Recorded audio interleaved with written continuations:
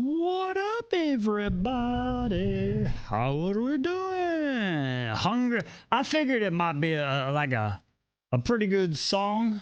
I figured it might be a good song for this one. Right, right, right. Hungry like a wolf. You can't hear it. She's like, I can't hear it.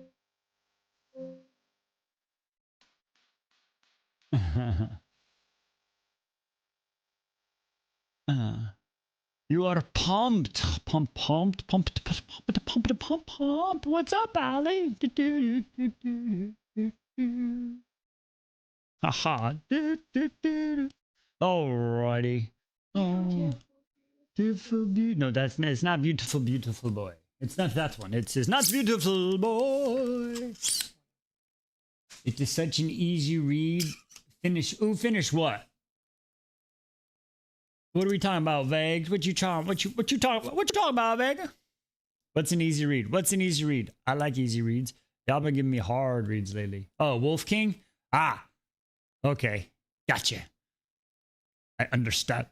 Ooh, excuse me. I understand now. It's an easy read. Y'all been yapping about it in the chord.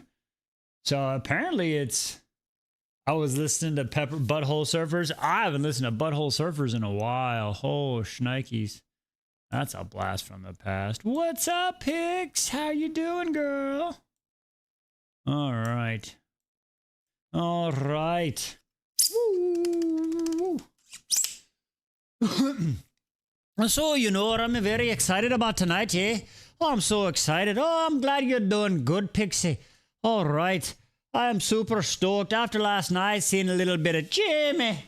You know what I mean? I'm super excited to hear about this story we're into. What's it called? The Wolf King? Yeah? Rawr. Ow. Okay. The plan is to read book 1 or just do book 1 and 2 until I believe we're doing both books. She's got both books scheduled on the calendar. You know what I mean? It's like an Outlander fanfic with wolves. I mean, I can't. You know, I like me some Sassenach. You know what I mean? I'm not gonna lie. I like. Can't believe I'm saying that. I like me some Outlander. Never did I ever. Timmy, your sign. It's so hard to see you on lives, Timmy. I'm sorry. I'm sorry. It's so hard. It's so hard. Only when you're around. Which is always. So, anyway.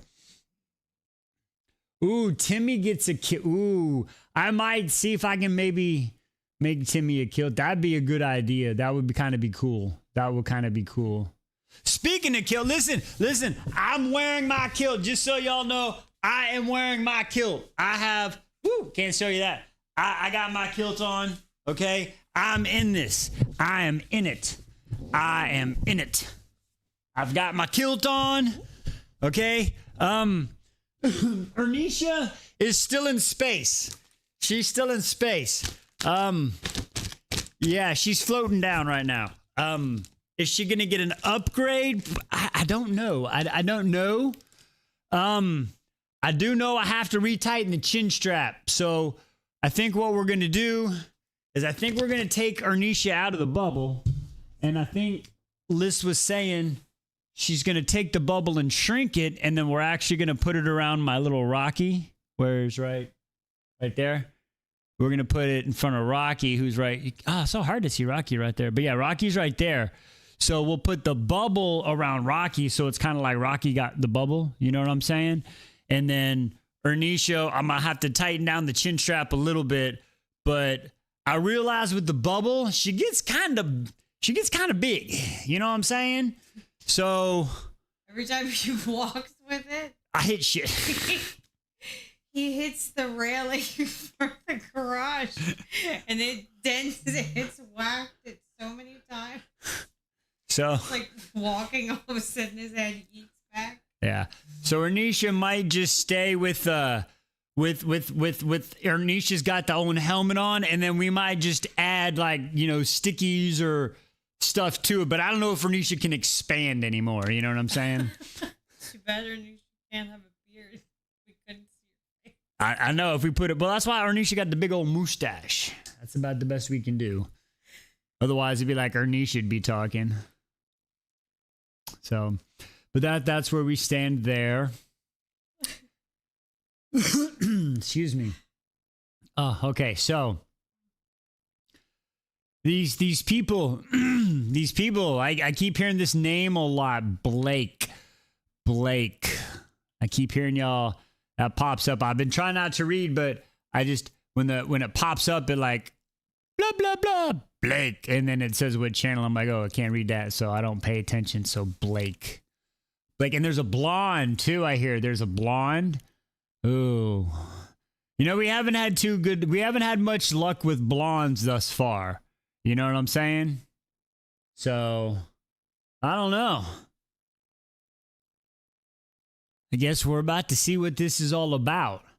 So, I asked for a few descriptions, and the vibe I'm getting is I mean, I guess we already saw it. It's Outlander fanfic kind, but it's we're about to be Wolf Shifter Outlander with no time travel. Also, that's what I'm getting. something that only became clear to me today in the Ashen series. I had to stop him. I'm like, wait. Oh, Critica about Critica and how she shifts. She was like, Critica shift? What do you mean Critica shifts? I was like, yes, Critica shifts. I thought that one just conjured it and like called it Fro and like didn't like turn into it. Yeah, she shifted. I didn't. That was the creature, Squirrel Wolf, yeah. I had that moment today. I was like, wait, what? I'm like, I did not at all. So, but that's wicked cool. Yeah, me too. Right. All right. So, if we don't really listen, I don't have any mail, so that's a cool thing. I guess I'll just. Whoa, hey! Thank you for the gifts. Thank you for the gifts. Thank you for the gifts. I need to turn that down just a little tad. Holy shit balls, Batman! I think I about pissed my pants. Woo! The gift got a little tinkle when you sprinkle. Be a sweetie, wipe the CD. Okay, right? Even y'all heard that one. I had to, that was, my mic picked that one up, right? Okay, there, we turned that down. That should be okay. All right, just so everybody knows, we will be live again Wednesday. So we're live tonight. Depending on, I did have a question. I heard chapters 1 through 4. But then I also heard all the way up to 6 might be possibly good for live. Good morning, Vietnam! Classic movie, classic movie.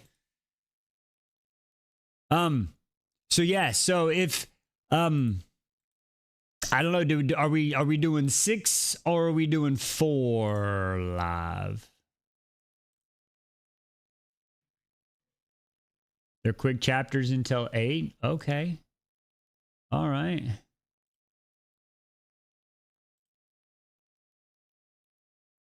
Okay. 1 through 6 is okay. So we're having. All right. All right. Well, we'll just go. So just so you know, we're gonna read tonight until we're gonna do what we do. We gonna do. There's a natural stopping point after 6. Okay. Well, we're going to get what we can get into tonight, and we're going to see what we got going on. And then tomorrow, there's about to be a big crazy sticker across the screen in the Tiki-Talkie side. YouTube, it's not there yet, but that's Liz working magic right now. She's doing stuff. So tomorrow, we got a little family adventure going. We're going to go see Supergirl. And apparently, we have to go to a store in the mall. For me, I don't know if I'm allowed. I don't know if I'm allowed to say anything or not. Like, I don't know. So but we got to go. So we're going to do that. And then we're going to go see Supergirl. And then we will be home. So,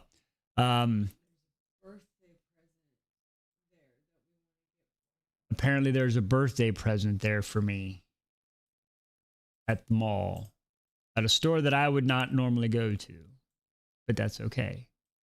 So, anywho, so that's what we're doing. So we're going to go to the mall, and then we're going to go see Supergirl, and then we'll be home. So if we don't get through the, I'm hearing since it looks like chapter 6 is a natural stopping point. So it looks like we're going to shoot for doing chapters 1 through 6 live, and then we're going to keep going. I am, as far as chapters, 5 is the goal. We're hoping for 5. We're hoping for 5, but the new standard really is we're still like I said, we're still trying to do 5 a day, but the way between DW's math with ACOTAR and Lys's math for the rest of the books, we're trying to get at least 42 pages in. 42 pages in. That's like that's seems to be the comfortable spot until people are like, all right, I'm done. I'm tired of this guy. I'm tired of this, Grandpa. That's too damn bad. What do you mean Project Hail Mary doesn't count? What does that mean? What do you mean? What do you mean? What do you mean? What do you mean? What do you mean? That's too damn bad. Okay, so on days that I don't get live, then again, it's I'm gonna try to do it's gonna be about 5 chapters a day or 42, 45 pages. So 50, you see what I'm saying? It's kind of that group. You'll see yeah. I think the average for this one is we have it broken down, but right. Technically he's starting ahead anyway. Yeah. Days, so because he wasn't really until the first. Yeah. Yeah, plan on 5 a day. Yeah. And I basically have it broken down. We took the total pages of the book and divided it by 42 because that seemed 42-ish, 45-ish, 38-ish, somewhere between there were the average 5 chapters for ACOTAR. So I kind of based it on that. So yeah, and they're short chapters. We might go, but yeah, 5 a day. If they were super duper short, probably go more. But yeah, so that's where we are. I wish I had better, more locked in answers. But yeah, all right. I think all right, you got you're doing all sorts of stuff, so I'll leave those. I can see my chats. We're good. I think we're ready to go, yeah? All right, I think we want the wolves. We want wolves. All right, before we can get to the wolves, you know what we gotta do. You know what we gotta do. Hang on a minute. We gotta start it with a good time. All right, here we go. Rune Danon, Crown Prince of the Valbaran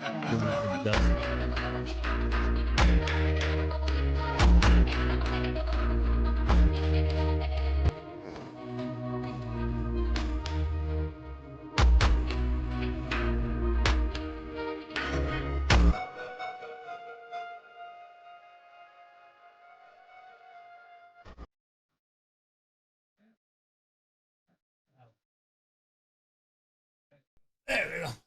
All right, here we go. First spin of the night. Where are we going to end up? Where are we ending up with the first spin of the night? All right. Round and round we go. Saint Rune, bless this literacy voyage we're about to embark on.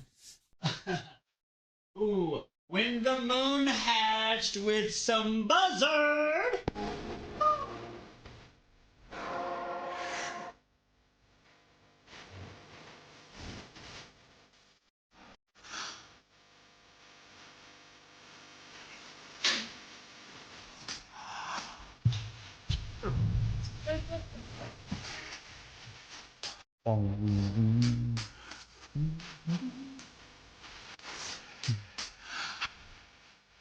He said, I need that. All right, so that was a tick mark for When the Moon Hatched, bringing it to 8. That's where we currently stand. That book is very long, Wise. Oh, is it? Okay. Well, there we go. I tell you what, I used to be scared of long books, and then I read freaking Crescent City and Kingdom of Ash, and I'm like, give me the big books. Big books, short chapters. That's what she said. Wait, what? Okay, I'm sorry. All right. Her eye itches. So, we anybody else? Well, wait, I don't know. Does anybody else get affected by the Sahara Desert sand right now? Like, literally? It was actually very confusing. Ooh, that kind of stinks. What's up, baby? So if y'all didn't know, like the Sahara Desert, the winds come up and it blows, and we started getting their dust in. Ah, it sucks. Added more to the TBR. Okay. The sky looks weird. Yeah, right, Vega? It's all dusty and brown. Ah, it's cloudy. Oh, thank you for the gifts. Okay, let's... Your computer load is hot. I don't know why. All right. Let's get into this. Wolf King and Night Prince. I'm excited to see. Okay. Yes. That was a level 5 geostorm. We may see the aurora tonight. Is that why it's gonna? It's very possible. It's very possible, W. It happens every year. If you look it up, the Sahara Desert cloud, like it talks about how the wind brings it over here and it comes up like that. So some years it's just a little cloudy, and other times it's bad. All right. As they say it is. All right, here we go. Without further ado, here we go. All right, here we go. The Wolf King. The Wolf King. All right, we are back from space. We're going back into our fantasy realm, right? Our fantasy realm. We're going back into there. All right, let's get into it. My voices. Chapter 1. Dog fights are barbaric. Wow. Dog fights are barbaric. That's a what a 4 words to start. They say the fighters in the ring revel in violence. They say the wolves inside them is always looking for release. What kind of release are you talking about? Even on nights like tonight, when the moon is not full and they look like men. They don't deserve violence for what they have done to our lands, yet how many will schmie, and for what? I shift on the wooden chair, tugging at my high collar of my gown, then pushing my errant strand of red hair. Oh, we got a little redhead action going on. DW, I'm going to need you to calm down. Breathe through the story, DW, okay? Red out here in my face. It's hot in here. Too hot. Claustrophobic. When I stepped out of the carriage 2 days ago, the rugged landscape of the borderlands called to something deep inside me, even though it has never been this far north before. Thinking of what lies beyond these stone walls makes me want to rip off this dress. Oh, and escape this castle. Okay. I want to tear through the untamed grass and feel the wild dandelions between my toes. Oh, I want to smell the pine trees and hear the wind howling through the mountains. Instead, I take a sip of water. I clasp my hands tightly in my lap. I try not to flinch at the cracks of bones that resounds through the great halls as one of the males is thrown across the floor. Blood splatters on the flagstone, my silk slippers. Lord Sebastian, sitting on the other side of my father, looks at me. Something cruel and hunger in his gaze observes my discomfort. I wonder if he's thinking about tomorrow night, our wedding night. Damn, we starting out with the wedding. The thought makes me feel even sicker than the fight. Oh, she doesn't want to be married. Well, that's not good. Your daughter doesn't approve, Your Highness, he says to my father, only partially misreading the distaste that must be showing on my face. She is a woman, my father simply replied. I bristled. Of course, that is all my father sees when he looks at me. What a chode. It doesn't matter how many lords I have sweet-talked on his behalf, or how many balls I was about to say something else about balls. I have intended to serve as pretty distraction while he makes his plans for war. It doesn't matter that I agree to this marriage to strengthen his kingdom. Ah, of course. Sebastian nods, leaning back in his seat as though he doesn't notice the crown atop my father's neat white hair. These creatures are unpleasant to behold for those fairer sexes. They surely gain employment from them killing one another. The wolf clans have ravaged our lands for centuries. They murder and brutalize and steal. To any woman traveling alone, unlucky enough to counter one, they bring the face even worse than death. He arches an eyebrow, if you know what I mean. I do, says my father. Sebastian sips his ale. Though I suppose your women do not encounter many wolves down south, thanks to my armies guarding the border. An honorable duty in service of our great kingdom, my father doesn't deign to look at the Lord. One that comes with its rewards. Oh, indeed, Sebastian's eyes darken. Excuse me. I try not to recoil. I will body to be my statue, a vessel for my soul within. I allow my mind to glide across the wild mountains, even though I can never go there myself, even though I will always be a prisoner to the castle wall and a woman's body, a prisoner or a prize. That is all I have ever been. I will ever be both when I am wed to the Lord in exchange for his continued allegiance to my father.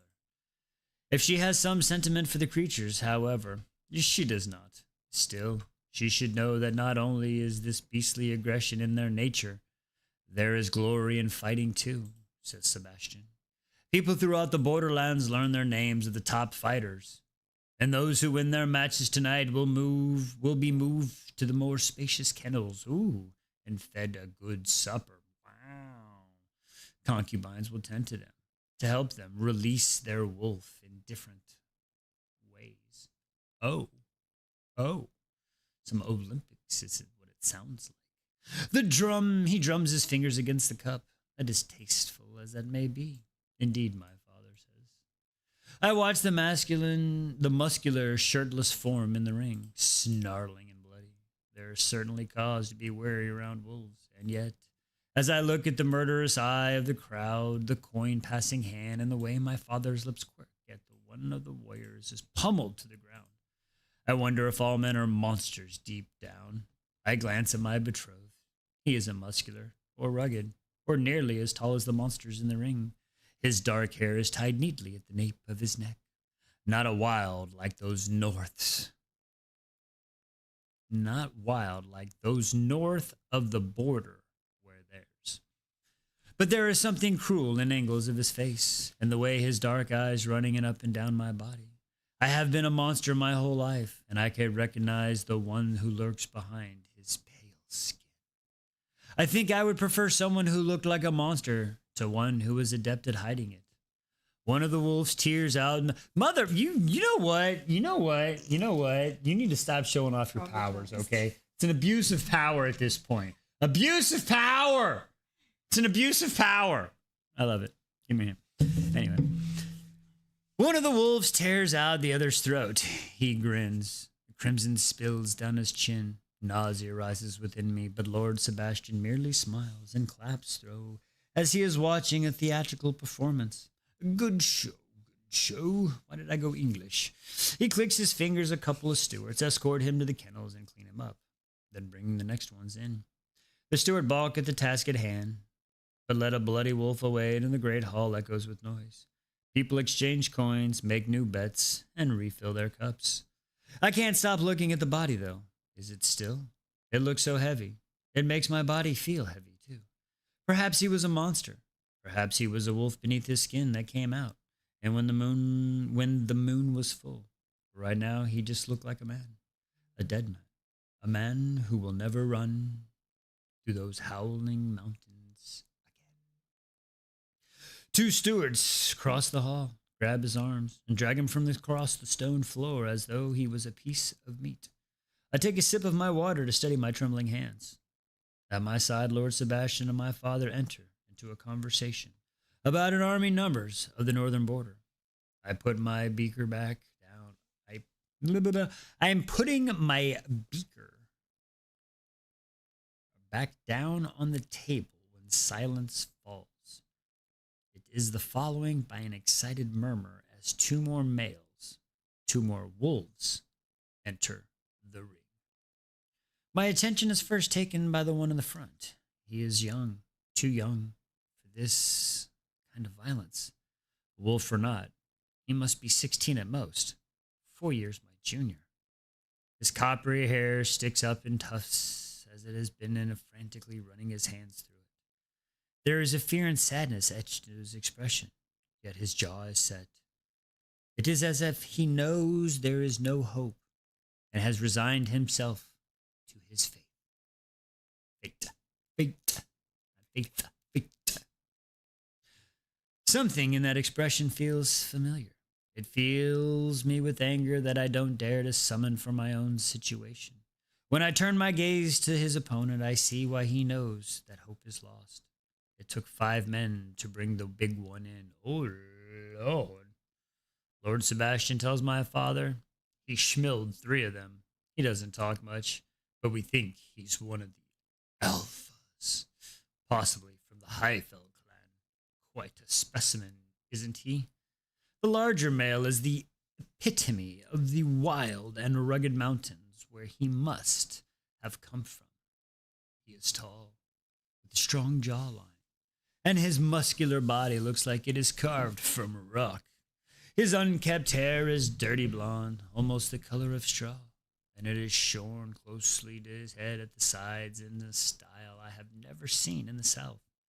He stands still and expressionless, and the crowd howls and screeches like the wind around him. Indeed, my father runs hand over his neat white beard. And what was he doing this far south? Who knows with these creatures? The alpha looks at me, and those eyes, they're the dark green of the forest, and they brim with hatred. No one has looked at me like that before. My mouth dries as we stare at one another, and yet my soul stirs.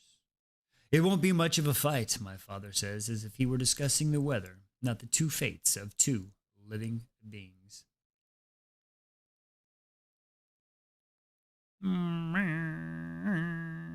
Okay, sorry. No, Sebastian smiles cruelly. We thought we'd break him in tonight. We have something a little more exciting planned for him at the celebrations tomorrow night. The alpha stares at me, his jawline hard. Correct. He is still a stone, but there's violence in his eyes. I will myself to be that statue again, to be that vessel for my soul. And I look right back at him even though my heartbeat skitters. Well, says Sebastian, clicking his fingers at the wolves in a manner that could be deemed brave or foolish if it weren't for the armed guards standing around the ring. Begin! A muscle feathers in the alpha's jaw. Nausea rises in me as the young man's face strains of color. He's going to die. And everyone, he, the alpha, the crowd, knows it. He doesn't break eye contact with the man who towers before him. He is brave then. Courage. I will have him, remembering that my mother said the same to me once. Have courage, little one. The alpha's big fist clenches at his side. It could be my imagination, but I think his younger opponent dips his head as if in submission. A growl vibrates in the alpha's throat, and in it I feel a ripple of hatred and rage that is about to be unleashed. It claims me, too. Hatred so thick and bitter I can taste it. Hatred at his towering giant for what he is about to do. He roars loud and wild, a war cry that ricochets off the stone walls of the hall. The fight is over in minutes. It's bloody and violent, and I hear the cracks of bones at some point, along with the howls of pain from the younger man. The alpha holds him down on the ground, hands curled around his neck. He raises a fist to deal the death blow, pausing, cat butt, with it in midair, as if savoring the kill. The young one looks at my eyes rather than the monster on top of him. I cannot bear it. This is not right. Stop!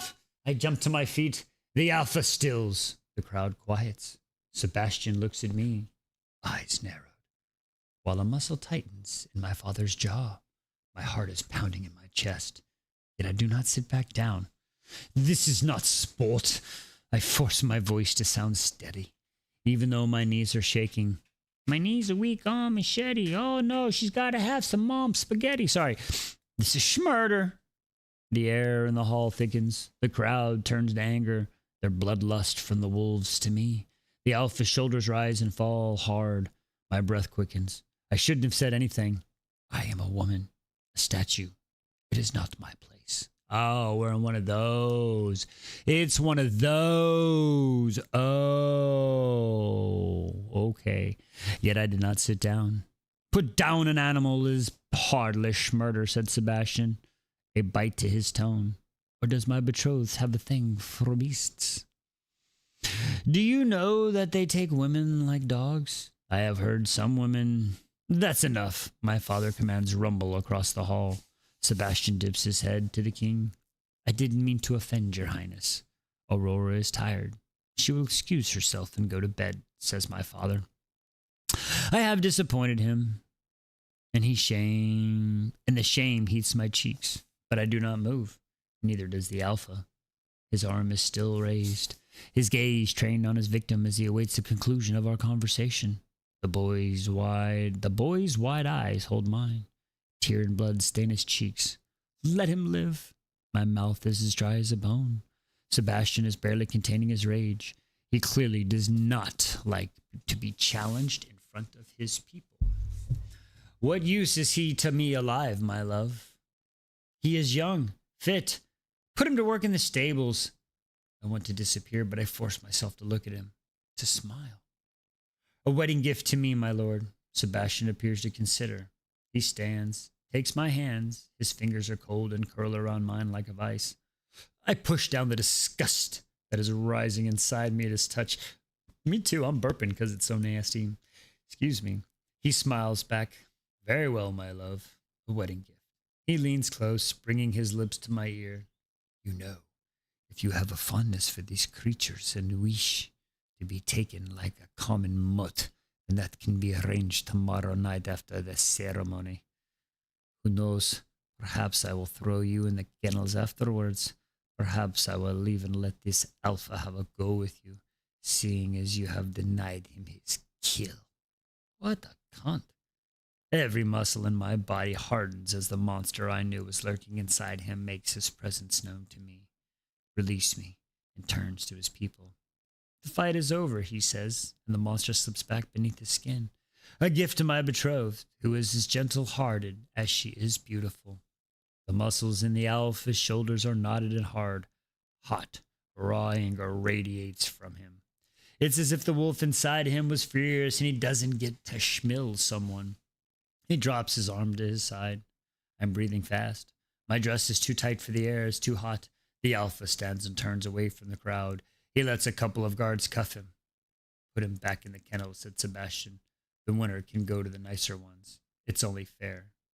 And he will need his rest for what we have planned for tomorrow. Put the loser back with the rest. If he survives the night, we will find him a job as my betrothed wishes. These creatures prey on the weak, though, so I doubt there will be much left of him by the morning.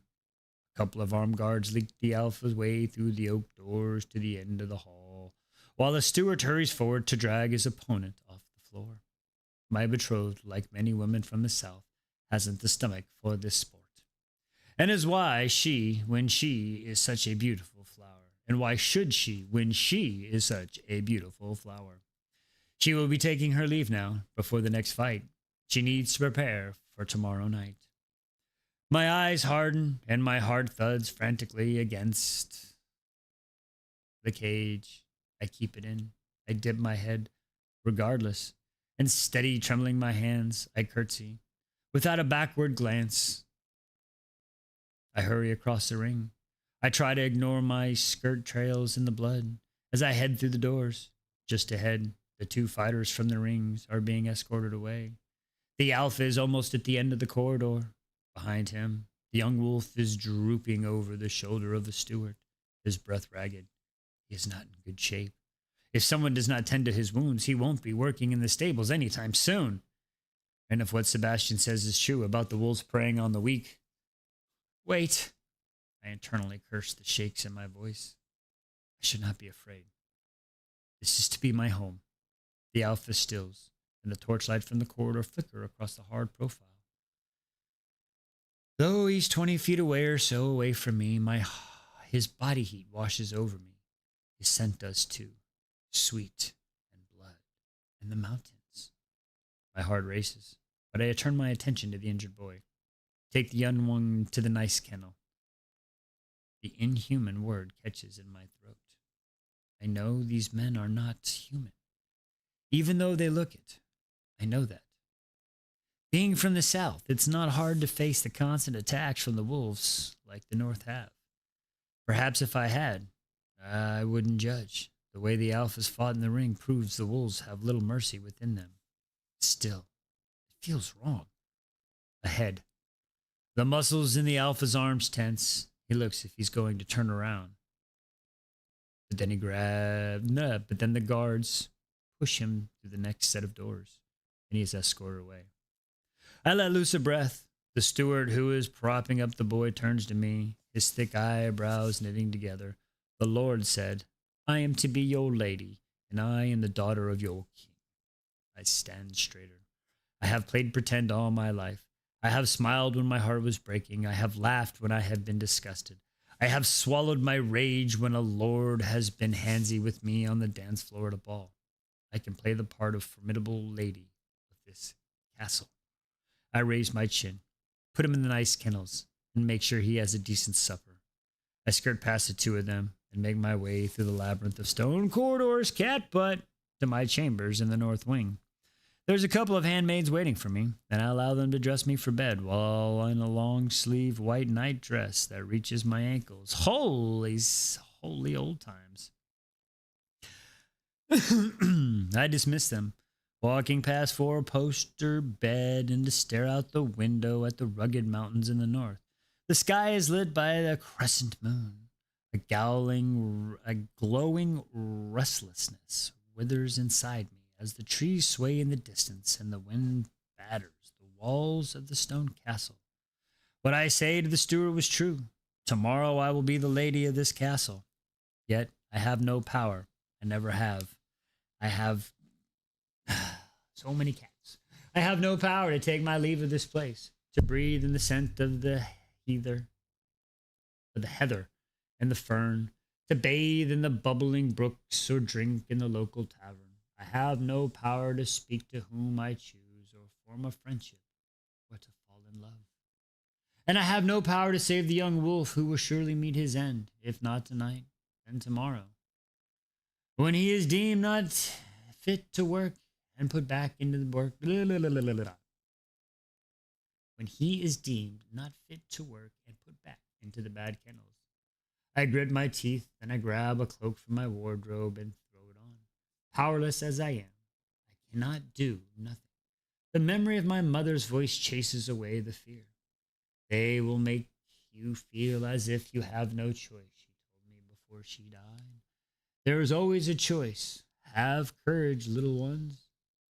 Perhaps I have the power to do small things before I am wed to the Lord and left here to rot. Even if caught, I could mean I lose my life, even if it may put me close proximity to the monstrous alpha. I put my hood to hide my recognizable red hair. Then I grab a satchel and slip out of my room. I'm going to the kennels. She's going to the kennels. I'm going to the kennels and we're gonna talk to Wolf. Chapter 1's done. Hi, it is Sock. And she's leaving because I gotta spin a wheel. We got a wheel spin coming up. All right. So, we got a little wheel spin. All right. So what's happening so far is, she about to get married. She don't like the guy. He's a chode, and they're making the wolves fight. That's what it is. That's what I see, right? All right, what was that one? Oh, it's honey pots. Yeah.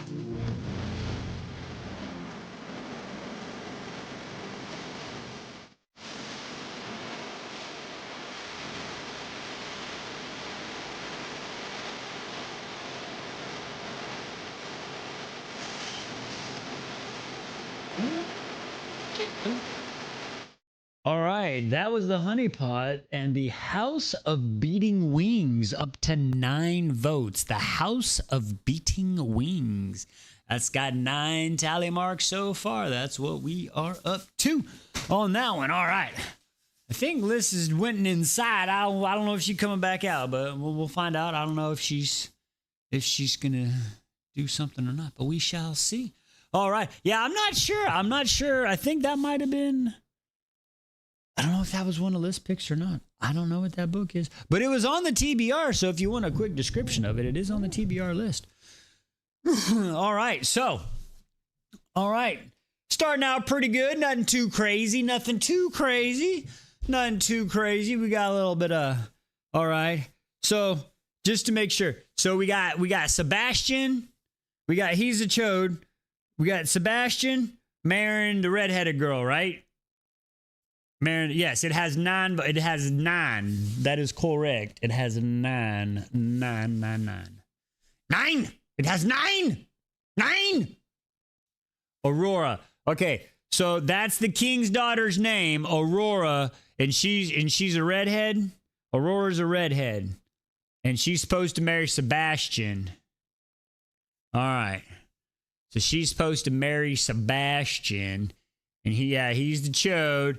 And then she just saw the guys fighting, and apparently that's the alpha. So that makes me think he's probably that Blake guy that y'all be talking about.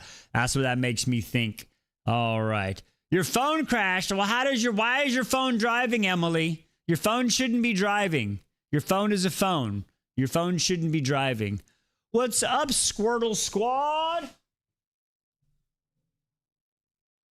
You're dating Sebastian in Stardew Valley? My kids are actually playing Stardew Valley right now.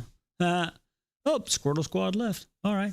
Anyway, let's get into chapter 2. Vroom, vroom. Right, Courtney? Vroom, vroom. All right. Chapter 2. That castle is quiet. Most of the inhabitants sleeping or at the dogfight. So I reach the staircase leading down to the kennels undetected.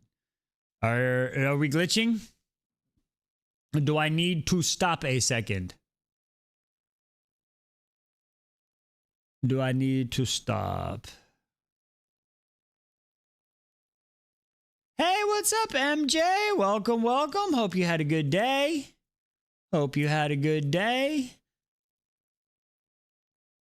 Seems okay. All right. Well, we're gonna move on. I'm not sure what's up, y'all. I'm not sure. It says I don't have frame drops, but the computer high load. I'll have to check my computer load. I might have to work some stuff. All right, let's move it on. Chapter 2. The castle is quiet. Most of the inhabitants sleeping or at the dogfight. So I reach the staircase leading down to the kennels undetected. Before the chapter 1, it was a little glitchy. All right. As I walk onward, the air gets colder and damper. It's as if I'm heading into the jaws of the greatness, beast, the darkness below, and the hungry mouth waiting to swallow me. When I'm faced with 2 guards flanking the heavy iron door at the bottom, I adjust my hood to make sure my hair is hidden. I pray to the sun goddess that I do not recognize me. Beneath my cloak, the weight of my satchel is heavy against my thigh. It's full items I stole from the apothecary: fabric, bandages, alcohol, willow bark, and water. The items that reveal my intent to help the enemy. All right, love, says one of the guards. What are you doing down here? I still my nerves. I remember what Sebastian said about how wolves are rewarded for their wins. I've been sent from the brothel, I say, making my voice sound as husky as I can. The guard who spoke snickers and opens the door. He passes me a key. It's silver, he says, as I take it. Burns if it comes in contact with their skin. But if they try anything, give us a knock, and I'll come put them down. The other guard looks at me with disgust when I slip inside. I am disgusted too. Disgusted at the thought of a woman coming down here and providing such a service to these creatures. Disgusting that he believed I am one of those women. When they lock me in, I am faced with a long corridor, a damp stone, well adorned with the flickering torches on this one side, a tall iron bar on the other. The air is musky with mildew and sweat and blood. and my breath mists in front of my face. There is no one within my cell to the right, but ahead, I can hear a man snarling underneath his breath, followed by whimpers. Pulling my cloak close to me, I make my way down to the corridor. Someone growls from the shadows on my right, and I hurry on to the next cell, where a wolf who won the fight that took place before the alphas is leaning against the bars. A grin, his face is bloody. As I pass the next cell, a male with dark, tangled hair walks alongside me. Hello, sweetheart. I've got something in here for you. He grabs his crotch through the green kilt. Do you want to come see? I look away, quickening my pace. I reach the final two cells. The alpha is sitting against the wall, his arms resting on his raised knees. He's snarling something through the bars at the shuddering form hurled to the floor in the middle of the final cell. My jaw sets. Hasn't he tormented that boy enough? He shuts up as I approach, and I feel his attention on me, his hand shaking. I slip the key into the lock. I shouldn't be here. You shouldn't be here, princess, says the alpha as the lock clicks, and I slip into the cell. His voice is gruff as gravel, and as thick as the accent of the north border. My face is concealed by my hood, so I don't know if he has recognized me by some other means. Perhaps that is what he calls all women. I kneel on the straw by the young wolf, then shrug off my cloak, so I can access my supplies. The male in the green kilt whistles as my nightgown is revealed. A low growl reverberates in the alpha's throat as he quietens. I ignore both as I slip off the satchel. I am no stranger to healing. My mother was ill for a lot of my childhood, and she's often has bruises and scrapes. But this young male looks particularly bad. His face is bloody, and he's withering in pain. Shh. I pause the coppery hair off his sticky forehead. It's okay. What's hurting? Tell me. What's wrong? I feel Alpha's eyes on me. I dislocated his arm, he says. Be quiet, I snap.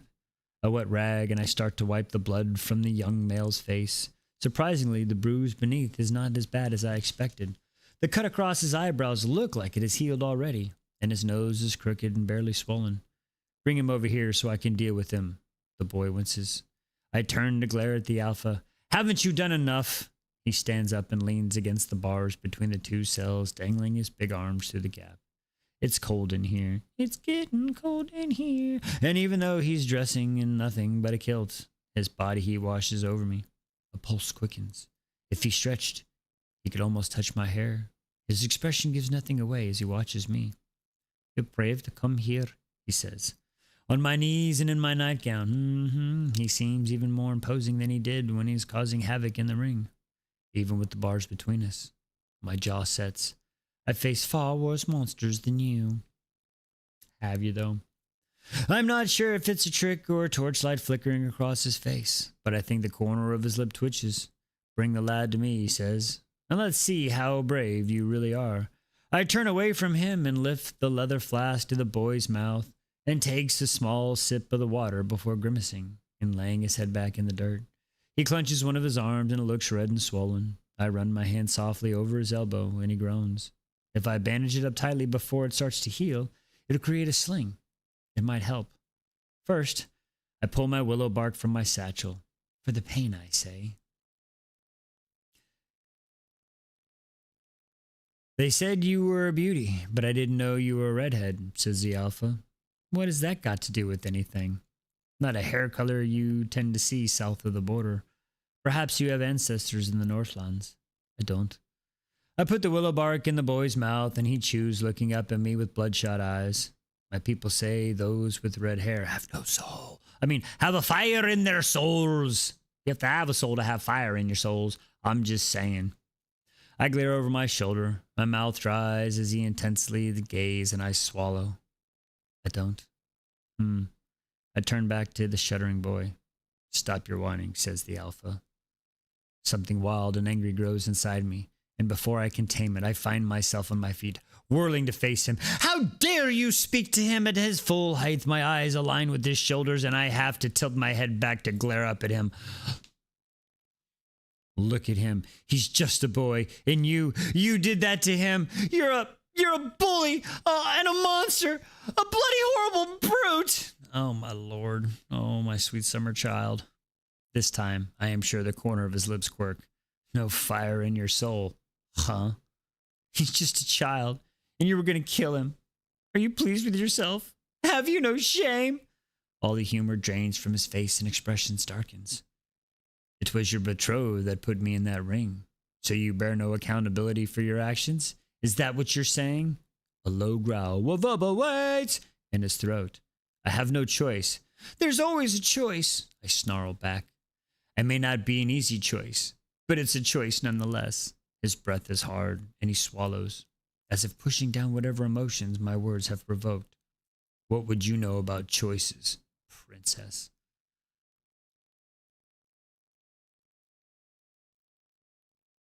Bye, Q! Bye, Q!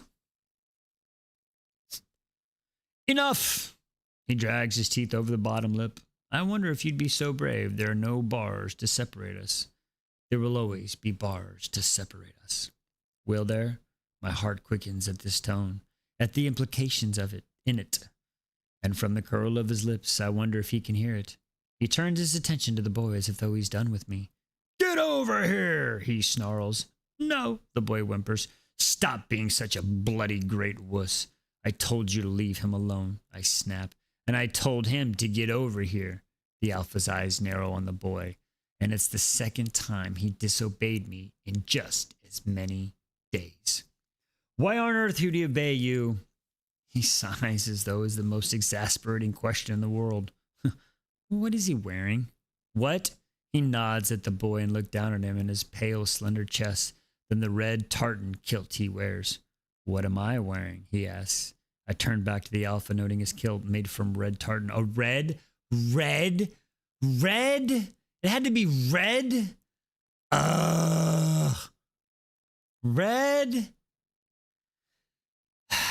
My gaze inadvertently drops to his calves, which are thick as tree trunks. Who looks at calves? I swallow hard. They're the same, he says. So, you destroy our lands, you steal it from us, do your experiments on us, kill us, imprison us, and still you don't know a damn thing about us. He shakes his head and sighs.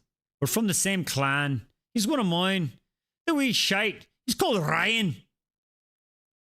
He glares at the boy, and if he doesn't get his arse over here, then he won't be coming with me when I leave. Why would he? I frown. What do you mean when you leave? I fold my arms and look pointedly at the cell he is confined with. I hardly think you're going anywhere anytime soon. He shifts, folding his corded forearms through the bars. No? No. Why do you think I'm here, princess? He looks pointedly around his dank cell. For the accommodations? You're here because you're an enemy of the kingdom, and you're a prisoner, and a wolf.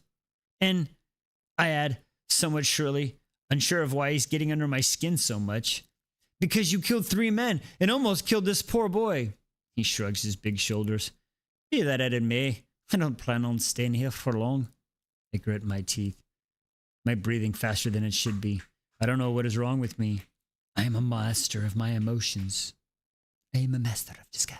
A master of disguise. Sorry. I have been all my life. I have pushed them down far enough that most of the time I forget they're even there. Why is this prisoner, this wolf, provoking this wildness inside me? 'Cause you want his penis. So what? You actually think you're going to escape? If you're so certain, why on earth would you tell me? That's not very smart, is it? What are you gonna do, princess? Tell your betrothed? He shakes his head. I don't think so. Because that would mean telling him you came down here alone. And I don't think you will tell him about that, will you? My blood turns cold and the alpha smiles wickedly. Now you have a choice, princess. Bring the lad to me so I can fix his arm. Then you can make him a sling. Or leave him here to suffer. That's what you want him to come to you? His shoulder is dislocated. He points at the whimpering form on the ground. His hand is close enough that it feels waft in the air of movement. Look at how his arm is jutting out of that angle. If I don't fix Pop if I don't fix pop it back into the joint. That's so weird. If I don't fix. Hey, kitty cats. Hey.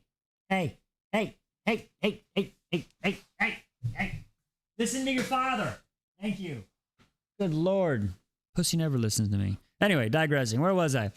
Look at how his arm is jutting out of the top. If I don't pop it back into the joint, he'll lose it until I get use of it until he can see a healer up north. And that'll slow me down. Bring him to me so I can fix it and be quick about it. He speaks like a man who is used to people doing as he tells them, thank you, thank you, thank you. Yet he is in no position to be barking orders at me. You were going to kill him, I say, and you stopped me, and now I'm going to save him, but only if you do as I say. Don't skip the leg day. That's funny. Y'all are funny. I furrow my brow. If this is a trick to try and get the key from me or something, you should know it's silver and the armed guards outside anyway. I figured as much. It's no trick, and I don't need you to get me out of the kennels, he says with the words of distaste as he did earlier. I look into his eyes, almost even green in the darkness. Again, I feel that strange tug on my soul, and for some strange reason, I believe him. I sigh as if incensing my submission to his will. He inclines his head. Bring the lad to me. I take a deep breath, then I crouch down. Ryan. I love these names so far. I just want to throw this out in the record. So far, these names are peak. I say softly, you need to get up so we can help you. He groans. I don't want to. You have a choice, I tell him. But if you choose not to get up, you'll likely die. I wish I'd never come here. He glares over my shoulder. I wish I hadn't too, says the Alpha darkly. But here you are, so stop acting like an insolent pup and do as you're told. Ryan's sharp jaw set, and he looks as if he's about to throw a temper tantrum. But don't throw a temper tantrum, you just got your ass kicked. But then he sits, and I see the Alpha is right. His shoulder is swollen, and it's out of place. It must hurt. I'll help him. And he drags his feet across the dirty floor as I lead him across the cell. Good lass, says the Alpha. Something heats inside me. Who does he think he is speaking to me like that? He is a prisoner. Someone from the Wolf clans, no less. And I am the daughter of the king! I glare. But he has already turned his attention to Ryan. He turns the boy around and pulls him backwards, oh Lord, into the bars, hooking a large arm across his chest. He grabs his good shoulder, holds him steady. Ryan whimpers. His breathing grows rapid, and the Alpha takes a hold of his forearm and runs it down. The Alpha's eyes flick to mine. Why do the guards think you're here? I force myself to meet his gaze, even though I feel a sudden warmth. I told them I was from the brothel. He smirks. And my cheeks flames. That should work. He makes a sudden movement. Fuck! Roars Ryan. The horrible wolf in the next cell chuckles. The Alpha grins too. Ah, be quiet, you big wuss. He mooses Ryan's hair as the boy mutters obscenities under his breath. He shoves him gently towards me. You'll need to make a sling for... I know. I snap. I led Ryan to the hall and sit him down, grabbing the fabric from my satchel, crouching before him. His face is bright and red, and his breathing is shuddery as I slide the bandage beneath his forearm, then bring the top end around the back of his neck. You don't like being told what to do, observes the Alpha. No one likes being told what to do. Some people don't like it. I can hear the smirk in the tone and looked up at him. Confused, he shakes his head. Never mind. He watches me in silence as I tie the two ends of the bandage together above Ryan's collarbone. I am just finishing when the main iron door screeches open. Still, I panic, withering inside my stomach as I imagine what Sebastian will do to me if he catches me here. A woman's sultry laughter seeps in the darkness, and I let loose a breathless. Who's been a good boy? She coos, as if speaking to a dog, intense. Who's a good boy and deserves his treat? The horrible wolf whistled and chuckles at me. I've been a good boy, he leers. You can come in here, sweetheart. Oh, yes. Her sweet rose scent perfume permeates the dank air as her footsteps get closer. And what about you? They say you're the alpha. Is that true? I've always wanted to bed an alpha. Oh, Lord. I look over my shoulder. A pretty woman with the long blonde hair leans against the bars of the alpha's cell. Her lips are painted bright red, and her cheeks are rosy. Her dark cloak hangs over one shoulder and reveals she's not wearing anything underneath. It says it's getting glitchy.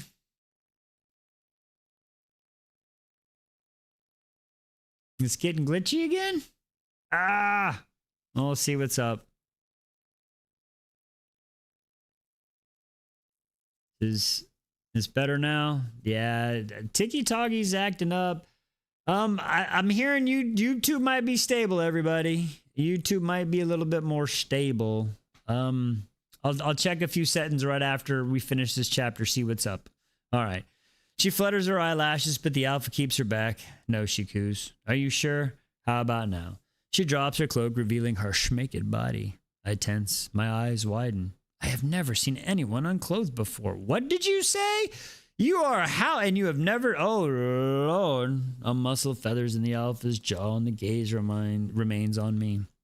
Very well, pet. She pouts. I suppose you'll just have to watch. She unlocks the door to the next cell and saunters inside, hips swaying. That's it, sweetheart. Leers the horrible wolf, looking her up and down. Get over here. I've got something for you. He pushes her to her knees, and my heartbeat starts pounding too fast, too hard, as she smiles up at him. What is she doing? Why is she? The alpha before me shifts to the side, partially blocking them from the view. It's time to leave, princess. His low voice doesn't cover the wet, sucking sound that comes seconds later, and the horrible thing that the wolf is snarling under his breath in the next cell. All the warmth drains from my body, and I'm frozen. Is she? With her mouth. Princess. Is there a command in the alpha's tone? I'm distracted by the blur of movement in the shadows of the cell beyond the wolf flaps. The woman over, as the wolf flips the woman over, so she is on her hands and knees and mounts from behind.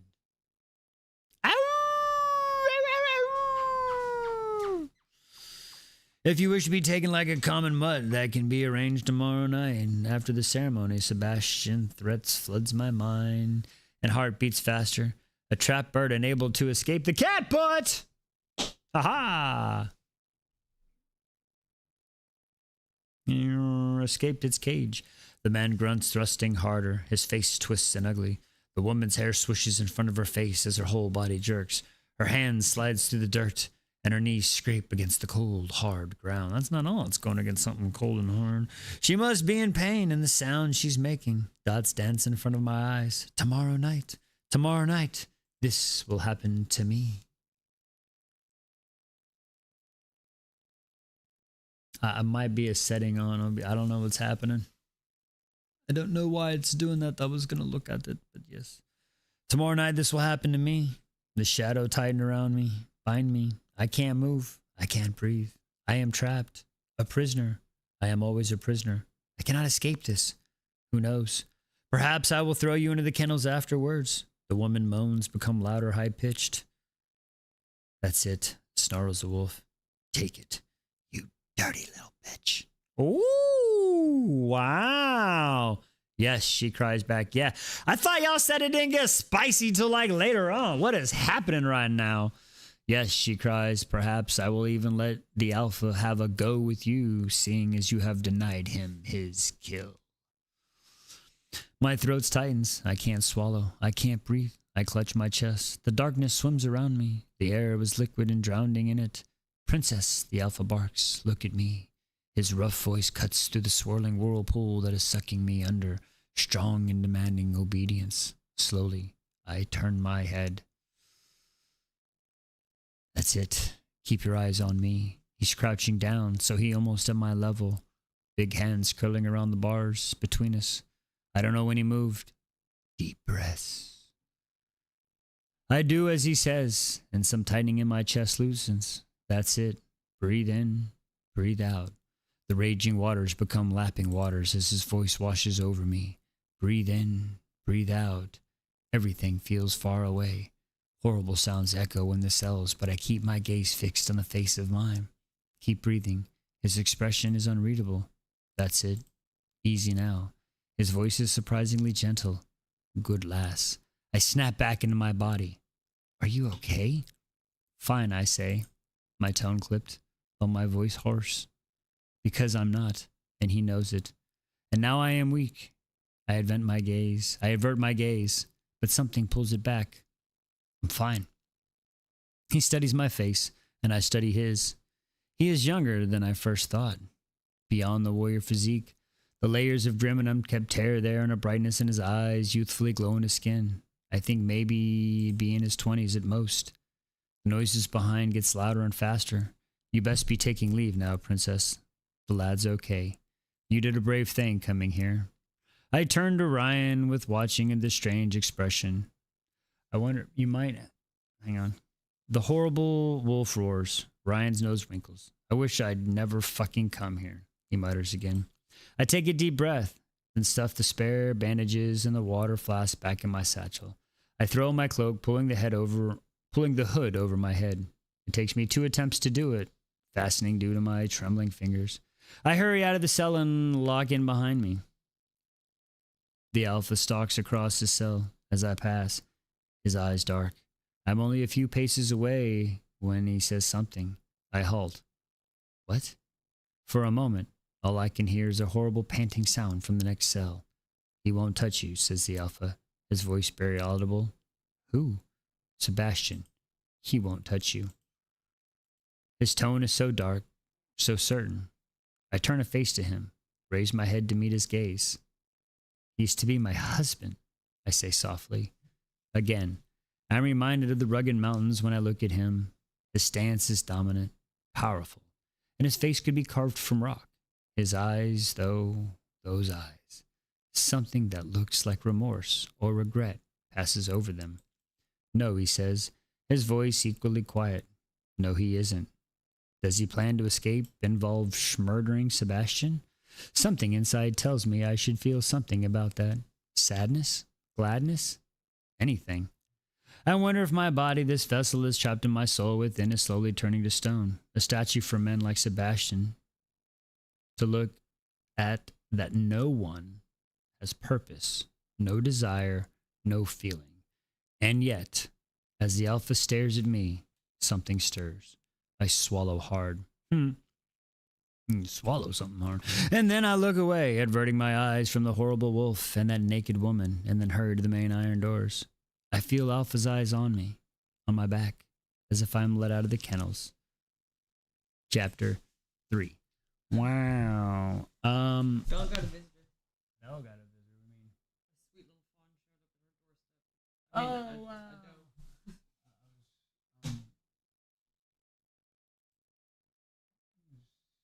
A doe. I was looking for video here because I figured out how to put that one.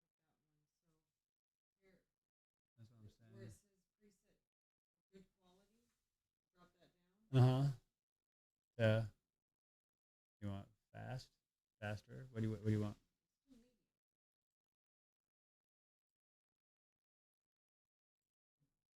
All right. We'll see if that changes. All right, sorry. We got to get a spin going in. Apparently, I don't know. My computer's If you doing. click on that where it says You want to give a spin? you read that really loud. All right, yeah, I'll read that really quick. Why? She's going to give us a spin. Click. Do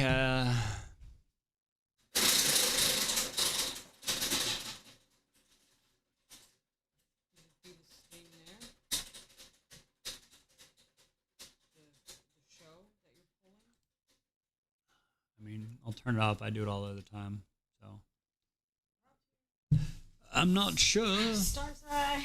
Starside again? Are you serious? Starside again? Starside again. All right. What's a cat butt? Come, girlfriend. Cat butt. All right. What do we have? Starside. I should know which button that is by now. All right. There we go. All right. Where are we at now? That was chapter 3. Do I have a highball?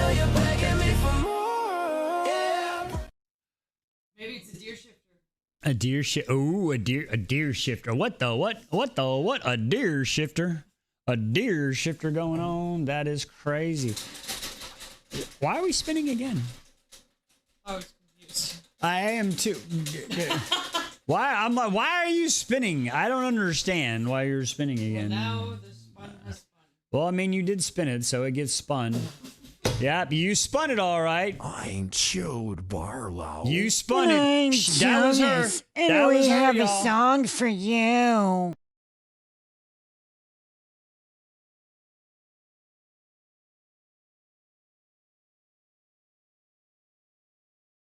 It's at 11 now. All right. Well, that was 11.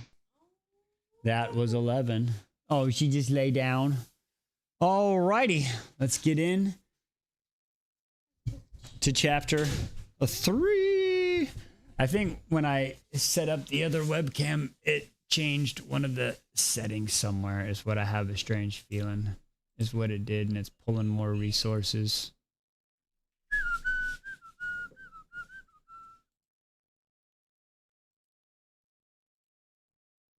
There.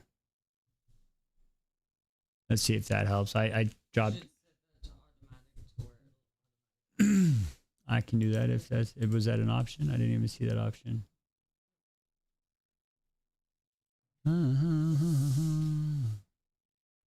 Yeah, that's why I just did a standard 30. I'm a June. All right, here we go. Oh, we'll have to check the computer settings. Like I said. I have it working. Oh yeah, nice. Yeah, let me know. Tabby. Let me know. All right, chapter 3. No, you can't see you. There she is. All right, chapter 3. We got special guest. Lo's face for her until she leaves. Okay. All right, she's leaving. Chapter 3. All right. I am to be wed tomorrow, and I cannot sleep. All right. I lie in bed, the covers pulled up to my chin, and I listen to the howling wind outside of the window. The shadows dance across the ceiling, and there is a bite to the air, and now there are only embers in the grate. I was trained for this. I was trained to be beautiful and silent and obedient. I forged a prison from my wild and angry soul, and I waited for the day to come when I was to be wed. A small part of me dreamed that one day I would fall in love like the princess in my mother's stories, that one day I would be free. But I always knew there would be no happy ending for me. That's kind of sad.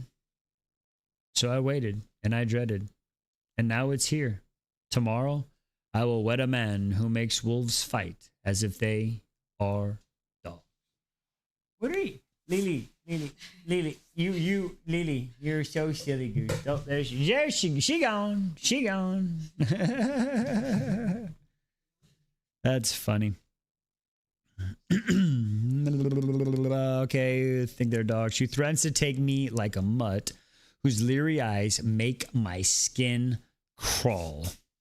A man who I do not know, I do not love. He won't touch you. The Alpha's promise resound in my mind. I should tell someone what he said.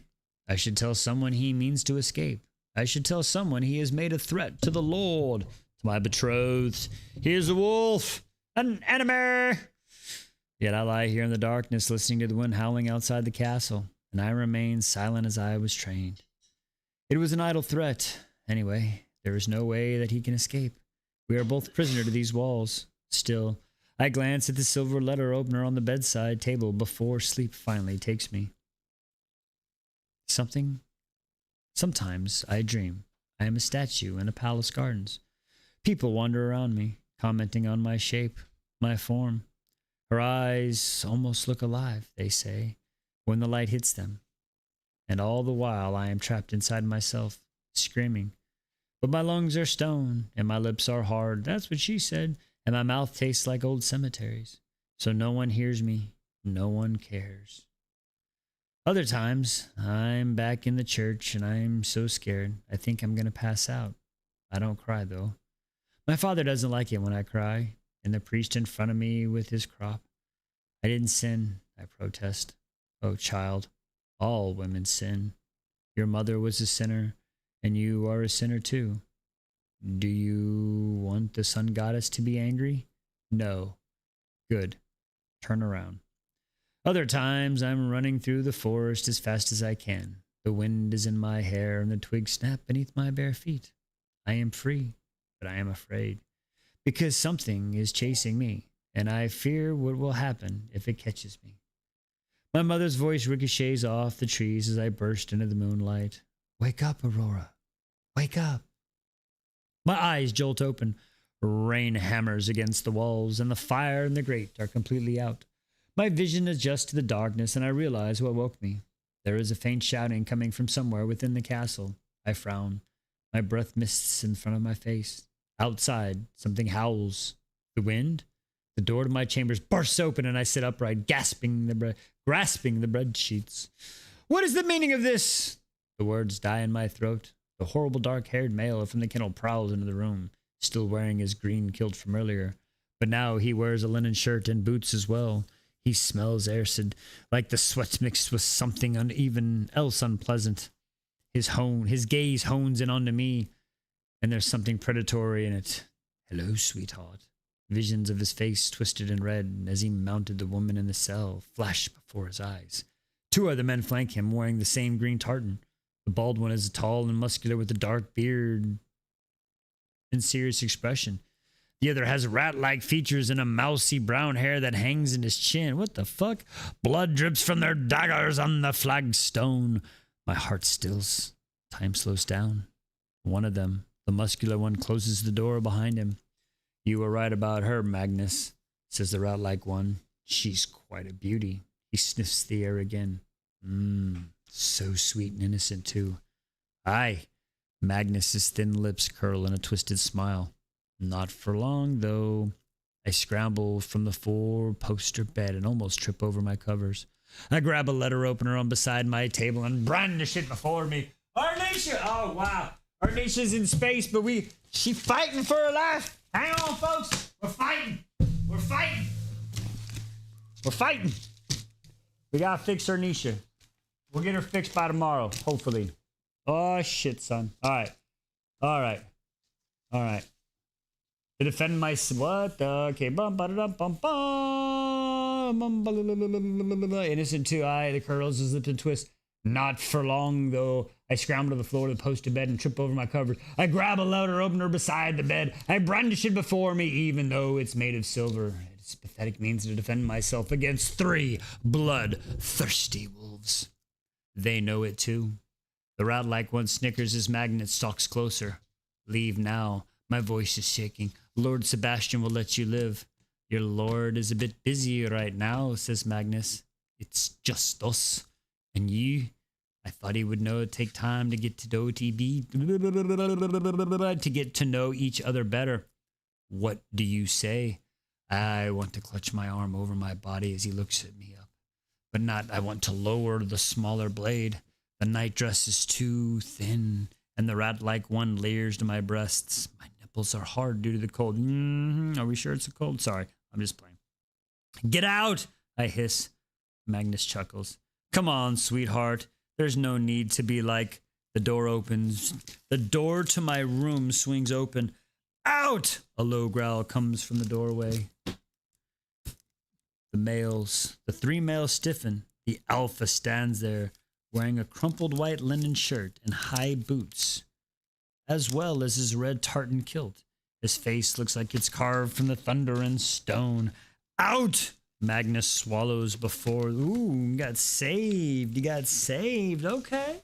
Okay, we got saved.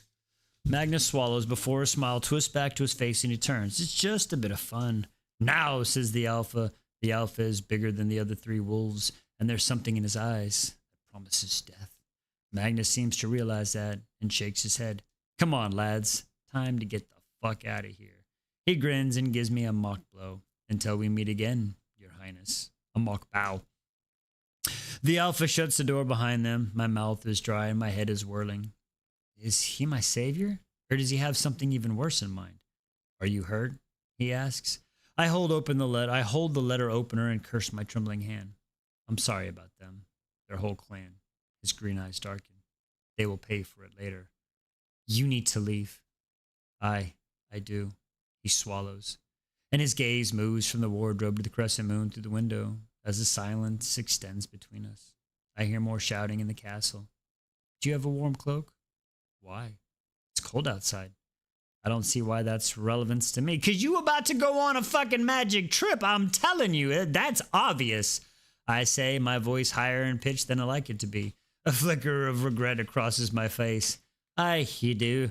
A humorous laugh escapes my lips as I step back. You can't possibly think I'm going with you. Hey, you are, princess. You won't hurt me, I say. He signs. That's where you're wrong. I won't kill you. And I won't lay a finger on you in those ways those bastards were threatening. But you're coming with me. And if I have to overpower you in order to make that happen, I promise it won't hurt. Wow. I narrow my eyes, tilting my chin up. I helped you earlier. Aye, you did. I appreciate that, princess. I really do. It doesn't change the fact that I'm taking you with me. When he steps forward and brandishes the letter opener before me. Stay back!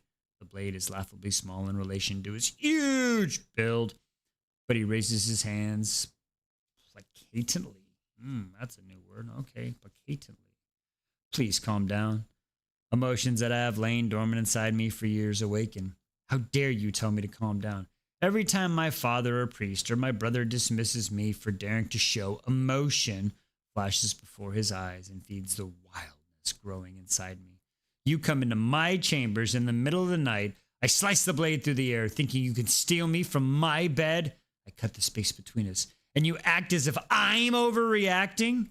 I jab the letter opener at his stomach, and he grabs my wrist. I still, like that, like you were going to do anything, like for real. His hand is calloused and strong as it wraps around the bone. There's a bone that's going to be wrapped around later. Get off me, I hiss. He bends my wrist and the tiny blade as the stone floor clatters. Crouching down, he picks it up. He winces when the silver comes into contact with his skin. You can have this back when you behave yourself.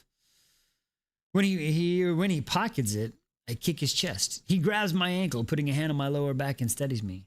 Our eyes meet, and my breath hitches at the intensely as his expression. What do you want with me? I ask. I think you can help me end this war. I shake my head. Kidnapping me will only worsen it. You're going to get yourself schmilled, you fool. If that is the price I must pay to save my people, I will gladly pay it. Oh, is he the fake high and mighty, or is he the real high and mighty guy? All right, that was the. I will pay the price. All right, Okay, Noble Billy. Let's see. All right. I will gladly pay it. So, what will it be, princess? Will you grab your cloak and walk out of this room with me, or am I going to throw you over my shoulder? You have a choice. It's not a very good one. He mimics my words from earlier, a grim smile on his face. But it's a choice, nonetheless. You bastard! I shake my head. You can't possibly think you'll get away. You'll get all the way out of the castle. I can hear the shouting and the thunder and the hooves of the grounds below. See? They're coming for you. I jerk my head towards the windows and the strand of red catches in my mouth. If you go now, you have a chance to. Before I know what's happening, he's on his feet, and I am over his shoulders. Oh my God! Okay, it's happening. Everybody stay calm. What's the procedure, everyone? What's the procedure? Stay calm! I shrek. Punching his back. Are you insane? I snarl. They'll skin you alive for... He throws open my wardrobe and the words die in my throat at the inopportune moment of my threat. In the current circumstance, guilt should not flood my powerful thoughts through my chest as the sight of the wolf coat that hangs there. Nor should I want to, desperately. I tell him that it was there when I arrived. The wolves have been attacking my people for centuries, yet I can't bring myself to agree with some Sebastian's more barbaric practices. He stills, the muscles in his back tightening. Then he grabs a different fur and heads out of my chambers. I punch him between the shoulder blades again, but I do nothing but I do put my full force into it. It probably does nothing. Perhaps it's because his mood is darkness and I am afraid. Or perhaps it's because a small part of me is glad I'm being taken away. My faith from Sebastian, despite how frightening this wolf may be. You won't get away with this, I growl regardlessly. I will. Now be quiet. Where are you taking me? Home. I'm coming home to a place where you belong. All right, got a wheel spin. Wheel spin. Wow, we starting out quick in this one. It's for the plot. It's for the plot. I know. I tell you what, we're starting out quickly though. There's not a whole book buildup of I am a pretty girl, so that's kind of fun. This is fun. Oh.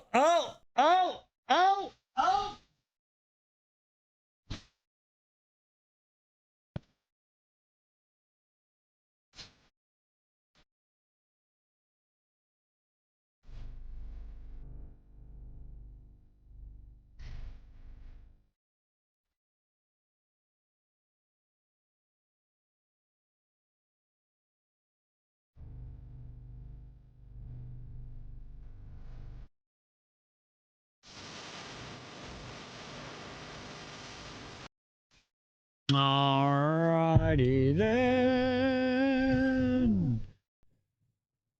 Bam! No, that was not Red Rising. It was Zodiac Academy. Zodiac Academy for 6 votes. Zodiac for 6 votes. Tis what that one was.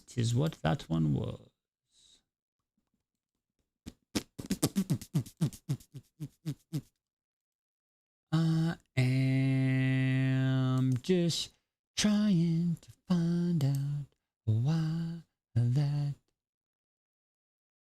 All right. Boom. Is there a lot? I have the live tallies. I have the tallies. You can't see it. Maybe if you look very close. I put a tally on the top every time. So if you want to know what book is it where, I can tell you exactly where. I'm putting little tally marks. Oh, MJ. Okay, here. MJ, you haven't been around. That's right. You've been busy. You haven't been with us. We kind of changed. We changed how some things work. All right. Here, let me pull it up. And I will show you. We're on pay. Oh, let me show you really quick. We're going to take a quickity. Let me pull it up really quick. Hang on a second.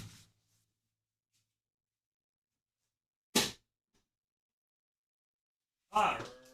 All right. All right. So hopefully everybody can see. As if you can see on the wheel, we have up here is the tally marks. You can see the tally marks up here. So 3. That one is at 6, 6, 8, 8, 11, 9, 19, 10, 3. But the wheel spins. This picks whatever one wins, gets a vote for whatever's next on the TBR. That's the story, and that's related to the button. So this is the Riddick button. Rune, Cherry Pies, Animal, Minorian, Cookie, Shadow Daddies, Jailbirds, Buzzard, Chili Peppers, Chodes, Honey Pots, Wood, Bananas, and Riddick, and so on. So that's how it goes. That's how it goes now.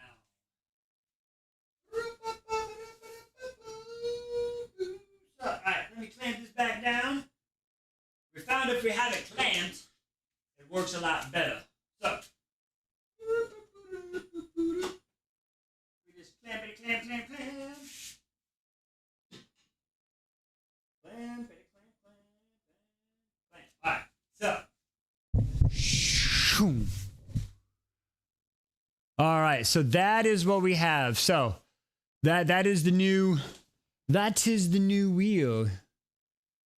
Yes. That way it's all random. Exactly. DW's. Oh, it's okay. You've been busy. Yes, DW explaining it to you. She got it. Yes. All right. And then what we do is when we add a new book, when we have the space on the TBR, or if I've caught up and we have space, if we have space for a single book, half the wheel is series and the other half is standalones. So whichever one has the most votes, if it's a series or standalone, we just take that one off, and then everybody else keeps their other votes. So that way we start clearing the older books. Once they get on the wheel, they should come off sooner or later. But we have found that it's crazy. The Chodes were losing. They were only like 3. And then one night, those things moved up to like 9. And now they're in, what are they in? They're at 11. They're in like 3rd place of almost the most. That's what's crazy. So the Wheel of Doom, could be Destiny. I don't know. All right. We're about to start chapter 4 here. We're kind of flying through this. We're only an hour in, and we're already on chapter 4. I like it. I love it. I want some more of it. Please put the Shadow Trials on there. We'll have to try to remember to get that onto the TBR there, MJ. It seems like it's a pretty quick one. This is pretty, I mean, we're moving pretty quick. I like it. Picasso. I like it, Picasso. All right. Are you ready for some chapter 4 action? Oh. You ready? Yeah, I can. Yeah, love. One second. One moment in time. I am trying to see where the uppies is, y'all. It's not showing me that she is asked for an invite. That's the crazy thing. I don't see. Bum, bum, bum, bum, bum. I can co-host, multi-guest, co-host. I've clicked it. I have clicked it. And unless your name is ECW3D, I don't want to invite that person. Yes. So, yeah. One moment. You want me to invite you? Roger that. 1 second. Okay. 1 second. I'm going. Let me find you. Ba, ba, ba, da, ba. Oh, thank you for the corgi. Thank you. There you go. Did you get the invite this time? Thank you for the corgi. Nut is going to be wolf, but I like it. Did you get the invite there, Liz? One moment in time. I've always That's for a liked to corgi, bud. play.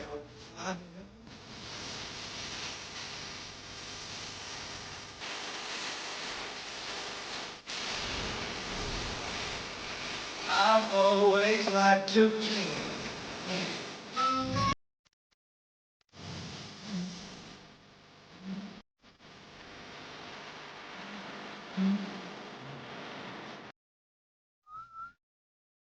Alrighty then.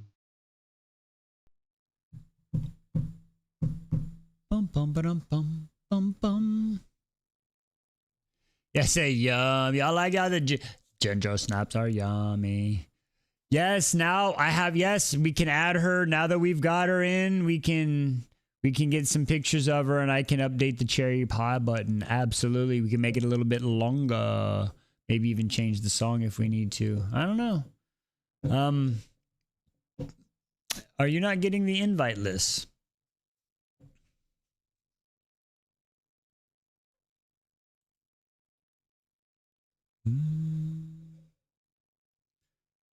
Bum bum bum bum bum bum bum bum bum bum bum.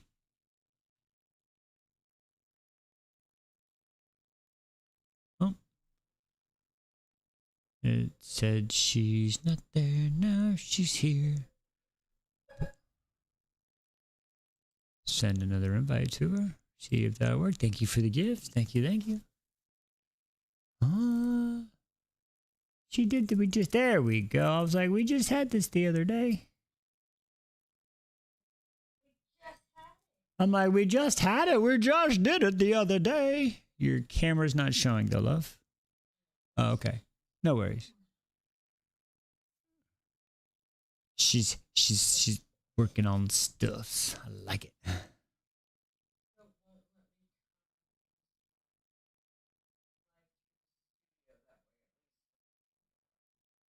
Oh, interesting. It wouldn't let you live studio, wouldn't let you enter with live studio. Really?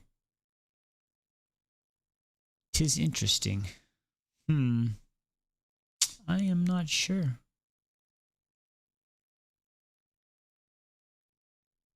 All right. Hey, look at that, folks. There we go. Look at that.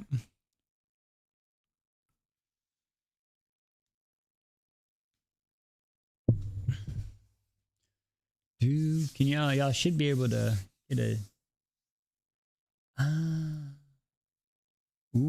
see.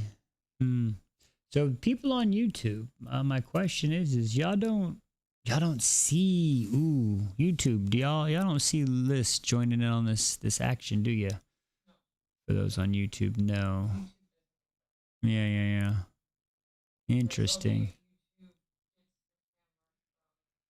I understand. I know.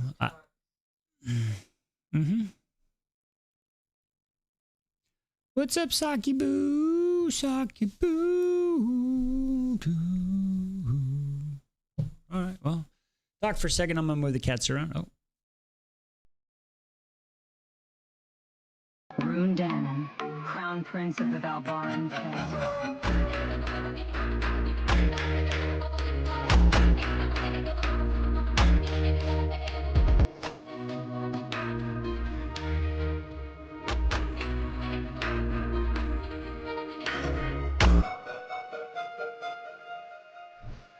All right. While she's getting all set up, we're gonna try to get the dome off of him really quick. Well,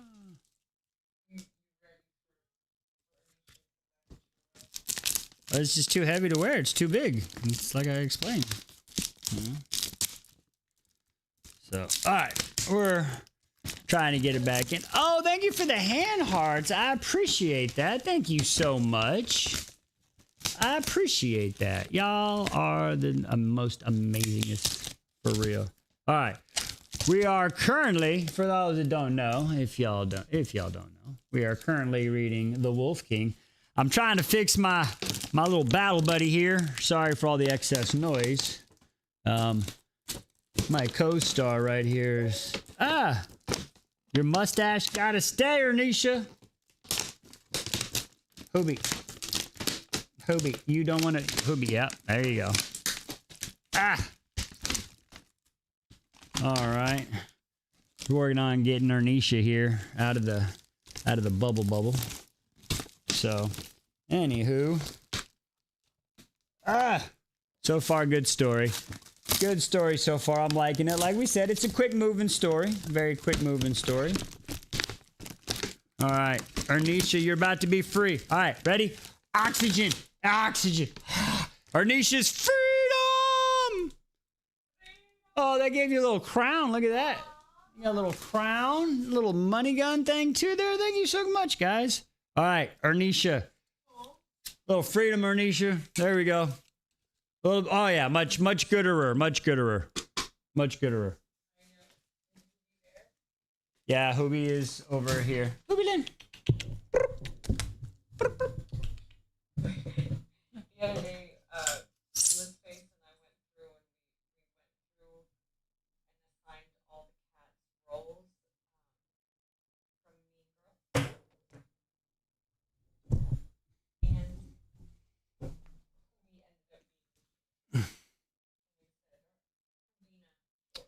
Hubina George. Why'd they be mean to you, Hubina? Oh, yeah. She's going back underneath. All right. So, here. They said they can't hear you. They said, Liz. Allie says she can hear you. DW says, Liz, they can't hear you. Some people can hear you. I'm not sure.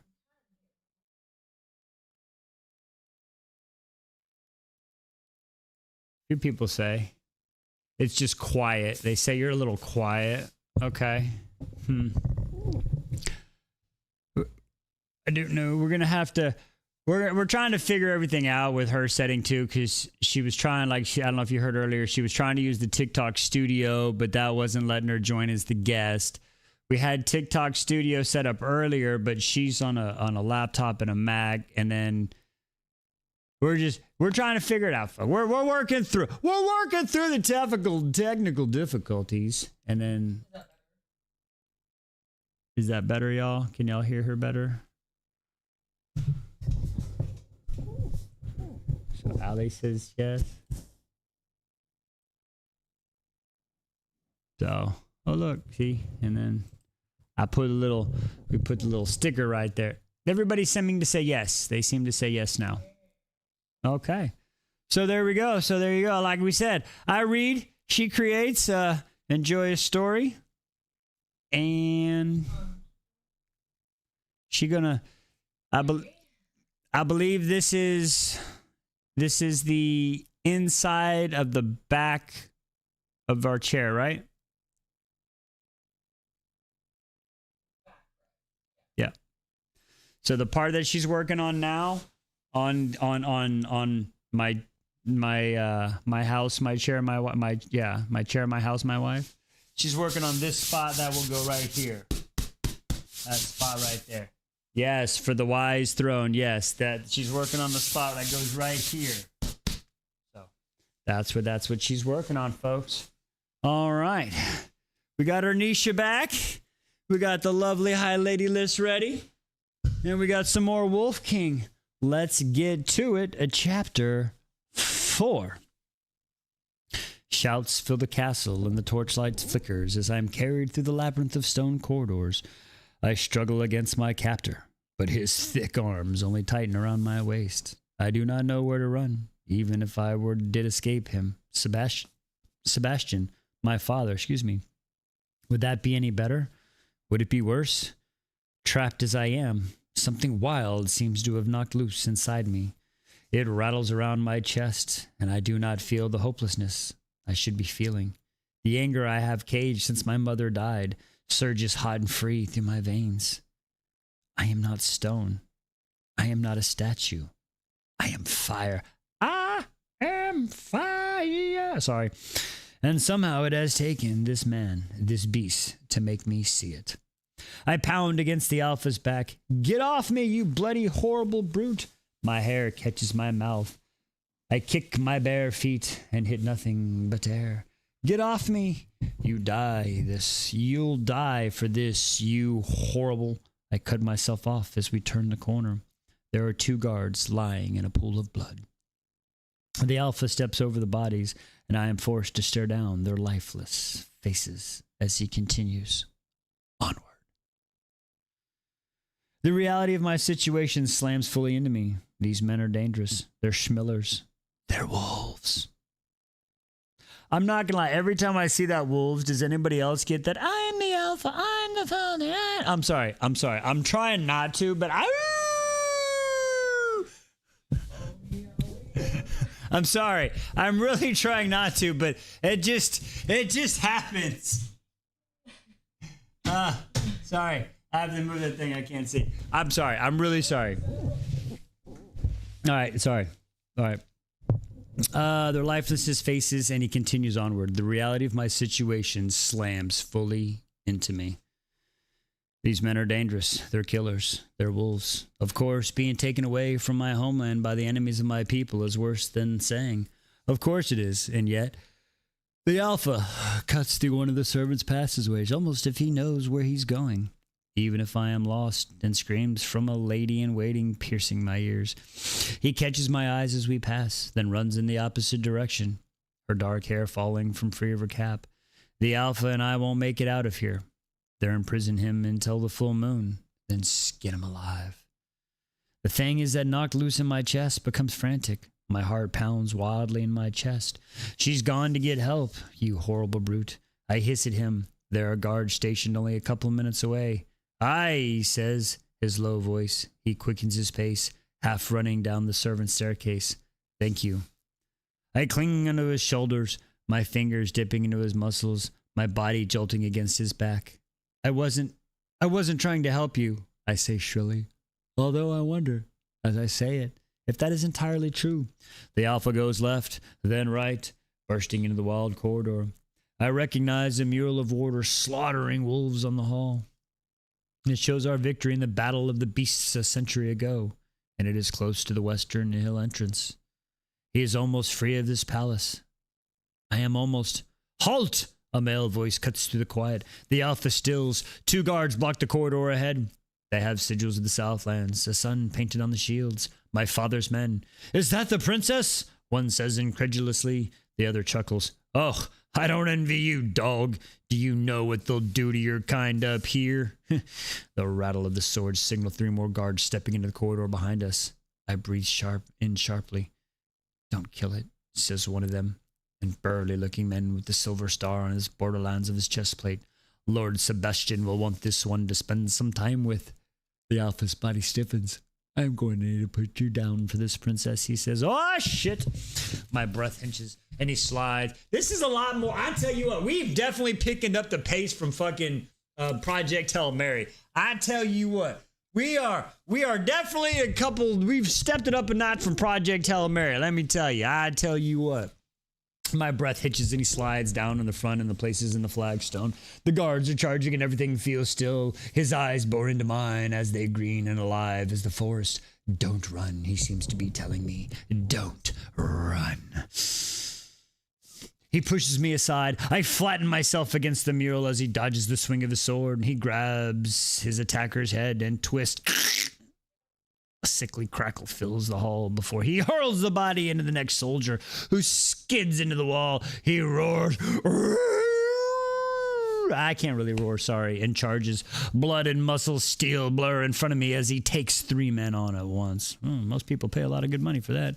He is a force of nature. He swings and blocks and dodges. Lethal blow that comes from his way. He impales one soldier on his own sword. God damn! Then rams another into the far wall, smashes his head against the stone with such force that the chandelier above trembles. Ornisha, I hope you are ready, my guy. My body trembles as though the decision that is rattling inside my body is tangible, living thing. I should run. Don't run. But I don't want to say this in the castle. There are 2 paths ahead of me and I am lost. I do not know which one to take. The Alpha picks up a sword from the floor. He thrusts it forward with the chin of the god, causing blood to spill from his mouth. The holes in it force me to face what this Alpha is. A Schmiller. I flee down the corridor to my right, my bare feet slapping against the cold ground. My hair flies loose behind me, and my long night dress branches at my ankles. I'm breathing fast. My heart is pounding. I run wildly, frantically. This place is new to me, and though it's supposed to be my home, it is cold and unfamiliar. I am lost in the labyrinth of stone, and there is a beast in here, and I am not allowed, and I do not know the way out. Princess, wait! I turn. The Alpha stands in the corridor behind me. His shirt is slick with sweat, and his biceps strain against his sleeves. He walks slowly, carefully toward me, like a predator, trying to not scare his prey. Princess, do you really? He tenses when he reaches me, as if he hears something I cannot. He hooks his arm around my waist. Breathing sharpens as he draws me into a shadowy alcove. He pulls his back flesh against his chest. I am aware of every single ridge of his torso and the quick pounding of his heartbeat. His breaths are hot and uneven by my ear. His scent floods my nostrils. Heat and sweats the mountain. It overwhelms me. I still, even as my blood pounds through my body and my heartbeat hammers in my ears. A scream builds in my chest, and he clamps his hands over my mouth. Find her, Lord Sebastian snaps. Find her now. She is my betrothed, and I will not have her taken from me. If they touch her, if they defile her, if there is no value to me, do you understand? I feel the slight growl building in the Alpha's chest. For a moment, we are both breathing fast as Sebastian runs away, just a few feet away, about the importance of my purity. Slowly, the Alpha drops his hand from my mouth, as if he's daring me to scream. I need her virtue intact. Do you understand, says Sebastian. Find her, find her. Yes, my lord. The voice fades away. I breathe out slowly. For a moment, neither of us moves. The Alpha drops his arms and steps away. His face is dark as thunder as he stares down the corridor. Do you really want to stay? He asks. What difference does it make? I promise either way. I am a prisoner either way. Aye, he runs his hand over the back of his neck. And I can't promise you it won't be dangerous up in the Northlands. My people don't much care for human, but I promise you that I'll protect you. He swallows, and I'll give you a choice.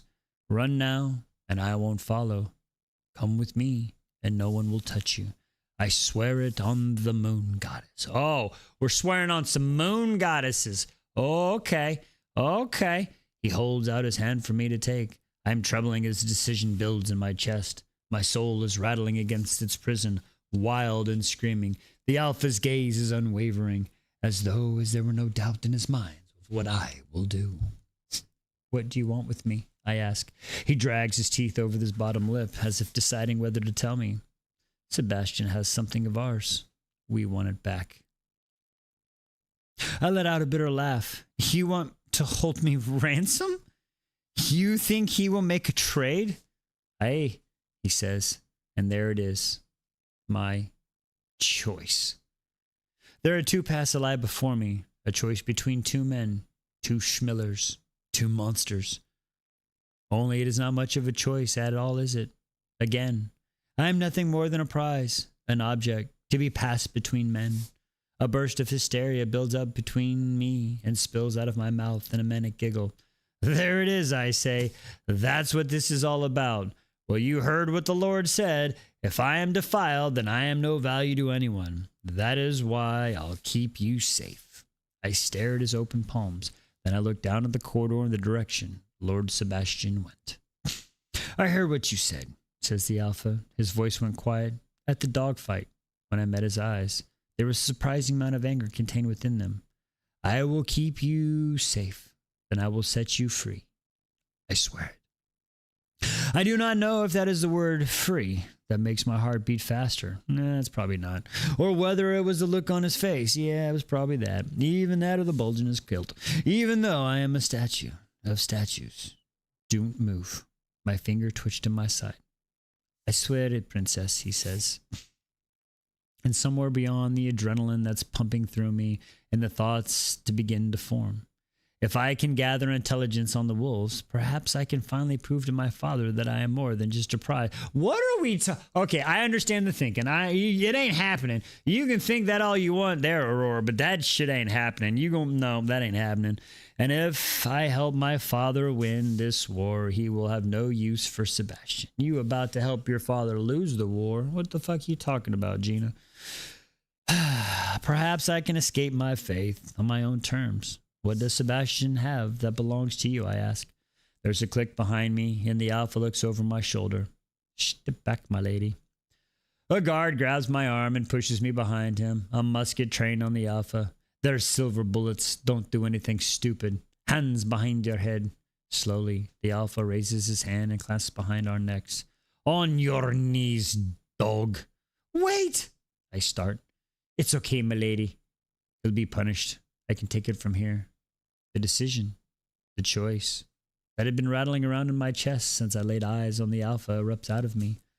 I grab a torch from the wall and smack the guard in the head. Oh, Lord, have mercy. I expect him to fall down on the ground unconscious. Yeah, like the guards did in the stories my mother would tell me. Yeah, you probably didn't hit him hard enough. Instead, he grunts, then turns to me, the mild confusion on his face. That's like when Liz tries to do something to me, and I'm like, what are you doing? Am I right or am I wrong? Feeling froggy. Flip the switch. I stagger back, dropping the torch. What's going on? He says. His face is reddening. Have you lain with him? She who lays with a beast? The Alpha darts forward and breaks the man's neck. Huh? That's a chord discussion. That's a discussion for the chord. The alpha dots forward and then breaks the man's neck, then shoves him aside. He holds out his hand. I suck in a deep breath. I'm doing this to help my kingdom, I tell myself. Not because, even with the blood on his shirt cuffs and the dirt in his face, and one of my guards dead at his feet, he's looking at me with kindness. No one looks at me with kindness. I place my hand in his. His palm is warm and rough as his fingers curl around mine, sealing my faith. It is only then that a flicker of confusion crosses his face. Perhaps I imagine it, because a moment later he gives me a small smile. Come, he says. More will be on their way. Together, we bolt down the corridor into the western entrance hall. The door is already open, and the night spills into the checkered floor tiles. I smell the pine trees of the forest and the rain-drenched grass. The cold breeze trickles my skin, so fresh I can taste it. The wind howls, or perhaps it's the wolves that await.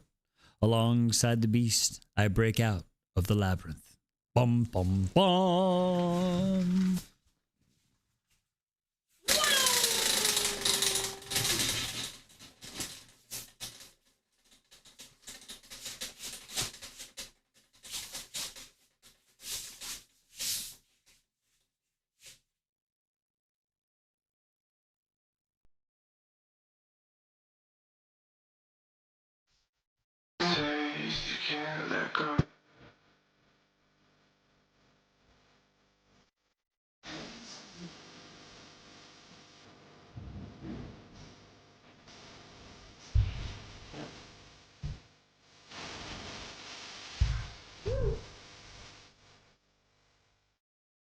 All right, that one was the Book of Azrael with 7 votes now. Book of Azrael to 7 votes. Yes, DW, Book of Azrael at 7 votes. There we go. All right, here we go. Chapter 5. Let's do it. She guessed right. Nice job, nice job. Twigs and stones may break my bones, but shifters always fuck me. No, wait, sorry, that's not the line. My bad. Sorry. Twigs and stones dig into my soles and my feet as we run into the copse of trees that led to the western gate. The wind whips my hair into my face, and the rain is falling between the branches, seeping through the thin material of my nightgown. The sound of the howling and the clashing steel follow us, coming from outdoor kennels somewhere. Behind us, the night is thick and full of towers. No, the night is thick and the woody scent of fire. There we go. Sorry. I should be alarmed, yet all of my senses are trained on the alpha's hand clasped around mine. I feel the ungodly strength in his fingers and the calluses that make his hands very different from my mother's. The only hand I've ever clasped before this one. She is 20 years old and she's only held her mom's hand. What the what? He seems to be spread from this place where our skins touch and it travels up my arm. I took his hand willingly. I don't know what that means, but he will not let go. I am certain of it. He let me make my choice, but now it is made. I have a feeling there's no going back. A burst of sweet panic surges through me, and I'm already going to do this. The alpha turns and swings me off his feet, and I'm into his arms. I yelp and reflectively hook my arms around his neck. His eyes latch into mine, bright in the darkness. No time for second thoughts now, princess, he says, running over his full lips. Put me down, you brute! No. He continues onward through the nursery of the ash trees. Ooh, ash trees. Over his shoulder, thick smoke curls in the moonlight from the courtyard. More howls fill the night, and it hits me. This is not an escaped attempt. This is a siege. You planned this? I say under my breath. Aye, the blood in my veins turns to ice. I may not want to marry Sebastian, but these are my people being attacked by wolves, and I am willingly leaving with one of them. And he's a killer. They all are. Put me down! No, you don't want me to do that. The smell of gem of truth in what he says makes my insides twist. You have no idea what I want. Yeah, he does. I'm sure he probably does. I'm pretty sure he probably does. But I'm just saying, what do you want? A strange jolt of adrenaline of something floods my system. I don't have an answer. No one has ever asked me about that before. I feel like this is Violet all over again. I feel like I'm dealing with Violet all over again, y'all. What is happening right now? I've played this game before, for real, babe. Oh, my Lord. Like, come on, my guys. Ah, good Lord. What do you want? I don't know. This is Violet. This is freaking The Notebook. This is okay. We're moving on. She's young. She's 20. She's only held her mom's hand. She's okay. All right. Wow. All right, moving on. Where were we? The jolt of adrenaline, the answers. Why should I want that? The alpha's eyes dipped, question and confusion. I want you to put me down. His gaze moves to the western gates and looms ahead. In the corner of his lips, no, you don't. You said I had a choice. Raindrops rolling into my mouth. Aye, and you made it. And as you can seem to tell me truthfully what it is that you want right now, I will take that as your final decision. The western gate is open, though it should not be, and a group of men in kilts wait on the horses in the shadows of the dark, whispering trees beyond. They glance in our direction, and the alpha's arms tightening around me as he stalks towards them. I open my mouth. I'm not leaving you, princess, and that's the end of the matter. There's a dark finality in his tone. This man is who is used to having the last word. You're a monster, I muttered, though I don't quite mean it. He's a killer, maybe, but I'm not sure he's a monster. Aye, he says, just half-heartedly. So you do better as you're told. A hot flash of fury ignites inside me. I want to tear into this man, this wolf, who thinks he can pick me up whenever he pleases. I want to pummel my fists against his chest and shrek until my throat is raw. The force of this feeling so unfamiliar scares me into the keeping at bay. I push it into the cage of my mind and lock it away. When we're clear to the gate, Magnus is waiting atop a horse, and my blood cools. Got yourself a wee snack for the road, he says. She's under my protection. The alpha stalks past him toward the gray mare near the front gate. Easy there, Don, says the horse as he weans. Everyone is staring at me, and I must look beraggled and pathetic. Put me down, I say through gritted teeth. The alpha slides me onto the ground. My nightdress is turning translucent in the rain, and I cross my arms over my chest. His expression softens, and he throws the fur cloak over my shoulders, pulling it over my collarbone. Can you ride, princess? He asks. I can. My mother taught me when I was a child. Being on horseback made me feel free. Perhaps this is why my father forbade me to ride after her death. Keeping the information to myself may be helpful if I need to escape. It is best, I have found, to let people underestimate me. So I shake my head. He lifts me onto the beast. A couple of men stare at me. But when he growls, they make themselves busy to adjust their packs, checking their weapons. When I am settled, the alpha's gaze darts around the shadowy group of 8 and brows crease. Where's Ryan? I scan the shadowy male's face and see the boy with the dislocated arm isn't here.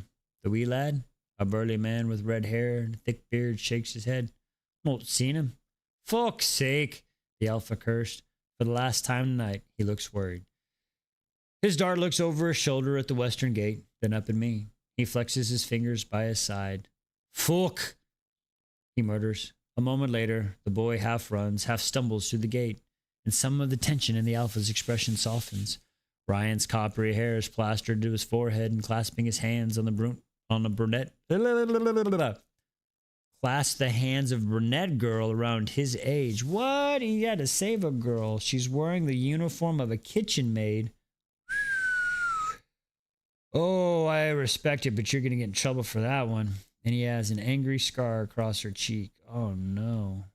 The eyes narrow in disdain as a brand on her neck. One of Sebastian's ways of identifying wolves he has working for him. Oh, wow. Okay. Ah. Seeing the matters of the heart, I see. The red-headed guy. Or cock, says another. Wow. What? Wow. They are like that. Oh, you're out. Good night, P. Good night, P.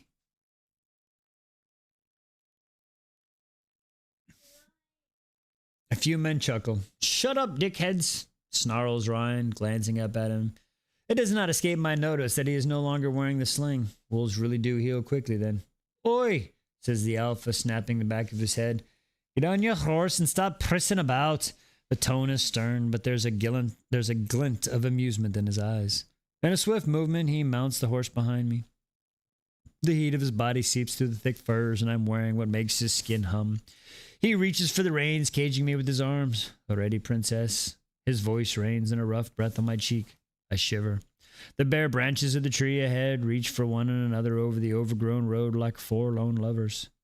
To my right, the mountains are jagged and wild and alive, so unlike the flat terrain of the south that submits the feet that tread upon it. The alpha asked me what I wanted. I couldn't answer. Now a word beats fast within my pulse. Freedom! I want to be free from my fate. If I do this, if I can gather intelligence, that will help my father win this war. I may be able to free myself from Sebastian. Yes, I say. Some of the tension loosens in my chest. Let's go, says the alpha. The thunder of hooves competes with my heartbeat as wild in the fortress. Heartbeat as we ride into the forest. Why can't I read tonight? The man with the red hair appears beside us, his glint amusement, even in the darkness, and rises his eyebrows to the alpha. Don't mean to overstep, he says. But who's the lass? Oh, but who's the lass? And we end up chapter 6 coming up. All right. Wow, we are flying tonight. Flying. Flying.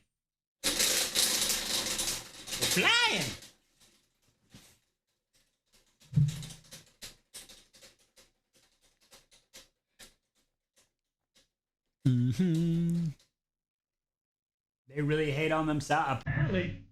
Apparently they're not liking themselves. Well, all right, what do we got here? Oh, another one. Oh, the Book of Lazarus.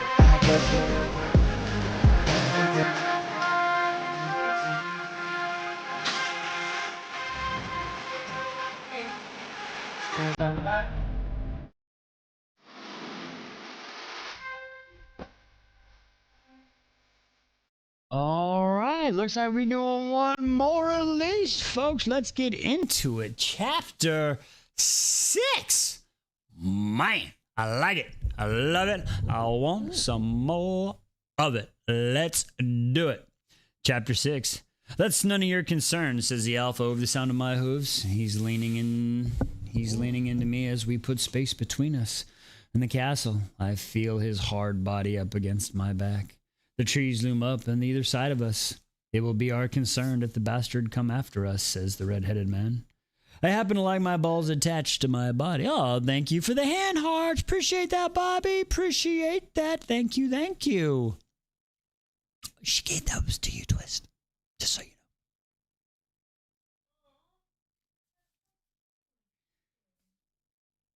know. It happened to like my balls attached to my body. I don't know why.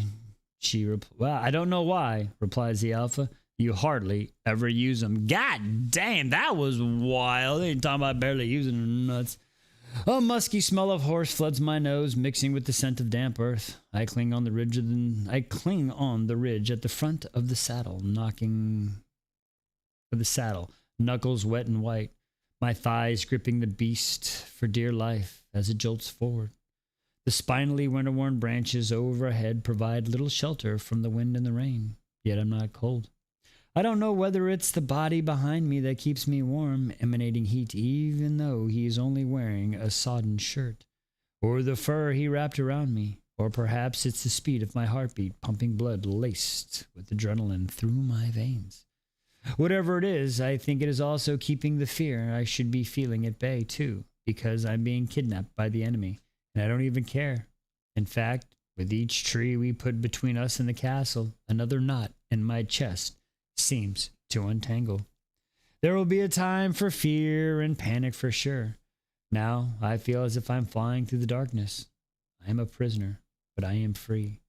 And I wonder how both of these things can be true at the same time. Yet I know they are. What? Is that not what it said? Did I mess that up? Did I misread something? No. In the winter of the rain.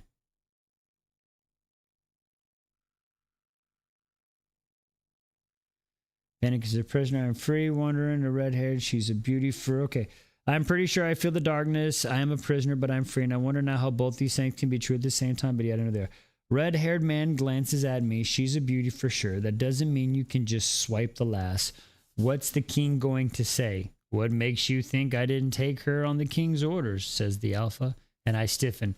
Not your king, he adds, in a whisper against my cheek. I frown. Confused. Confused? Question. Is there only one king? Unless you count the false king my brother is fighting a war against on over the continent. And surely the wolves are too unruly to disorganize and to be fighting for him. Because I happen to know what the king ordered us to take from the castle, and I know it wasn't a bonny lass in her nightgown. He meets my eyes. Who are you? And don't let this big elf frighten you.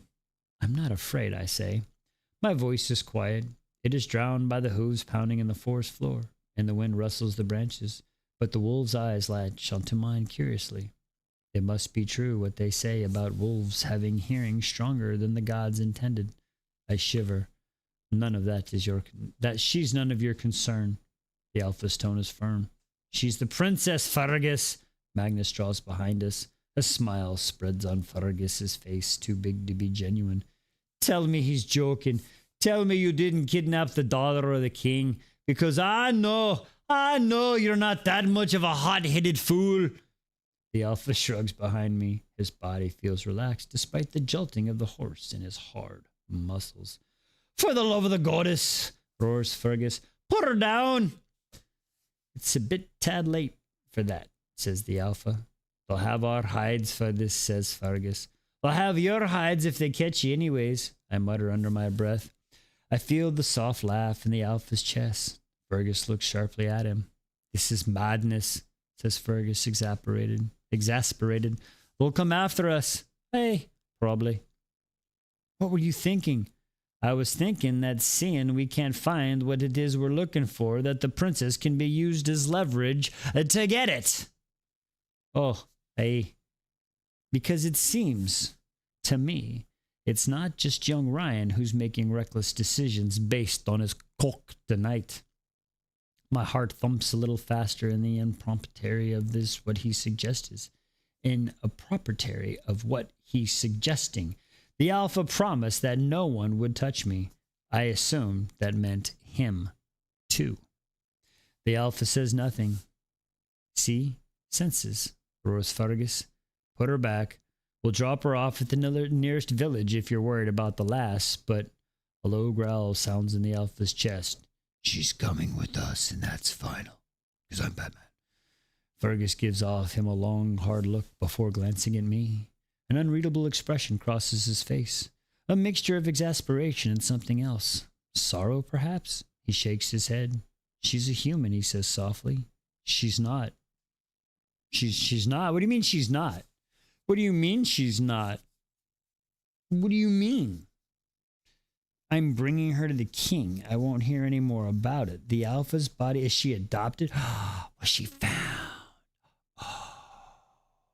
The alpha's body jerks as he digs her heels into the horse and sped ahead of the pack, leaving Fergus and the conversation behind. There's a shift in his mood. His quartered forearms are strained and the dark cloud seems to hang over us. Self-preservation should persuade me to stay quiet. And yet... Aurora! Be quiet. Shush. Shush your face. Listen. Just shush your face and listen. Oh, my Lord, Aurora. Ah! My father is the king, I say. He's your king. He's not ours. We always thought the wolves were too wild and unruly to unite behind anyone. The history books say the clans have been at war with another, as well as us, for hundreds of years. I didn't know you had one, I say. Do you know a lot about wolves, princess? If you were anything to go by.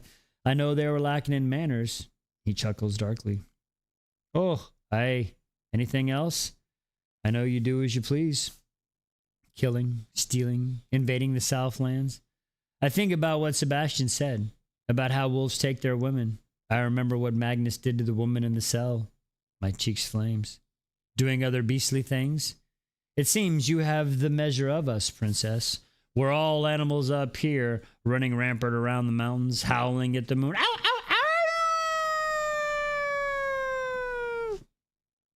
Eating princesses for breakfast? Yes, but not in that sense. Not in that sense. I can show you. I can show you what I mean later, if you need to know. I'm just saying. Good night. Good night. Night, Dr. Lego. We'll see you next time. I don't know whether or not he's joking. The church says wolves hunt our kind when the moon is full. What's more, there are many stories of borderland men being sent north to protect our lands, and only their bones being found months later. Do you eat people? He laughs. Hush, we got a long ride ahead of us. That doesn't sound promising, and yet I cannot quite stop myself from wanting to provoke him anyway. Did you hit your head when you were in the fighting ring? Huh? I gestured to the right, remembering the mountains were on the right side of us before we entered the trees. The north is that way, you fool. You know, not many people speak to me like that. Not many people kidnap me and hold me hostage.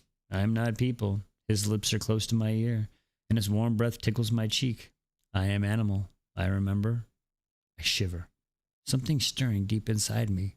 I open my mouth to retort, but she shushes me. Shush! We're heading west for a few miles. If we go north right away, we'll hit the border wall. Now shush. We've a long ride, and you're giving me a headache. We ride through the night. The steady sound of hooves and the low murmur of conversation for the wolves behind us adds to the soft lull of the crisp air. My head keeps rolling onto my neck as I fight to sleep. My body was tense and alert when I start this journey. Now I have not the strength to keep myself upright. I sink back into the Alpha's chest. As improper as it might be, he's so warm against the chill in the air. And when we clear the forest, though my eyes jolt open, and I sit upright, a wave of wakefulness surges through my body. The sun is rising, painting the sky pink, and the rain has stopped. We've reached the high stone and a wall that separates the country of the wolves from the rest of the kingdom, and part of it has been brought down. Through it, there is an expanse of rugged terrain that stretches as far as the eye can see. I can see the distant north from my chambers, Sebastian's castle. But up close, the scenery is even more breathtaking. The grass is green, more vivid than I have ever seen intersped with the ferns and the heath and the heather and the rustles and the breeze.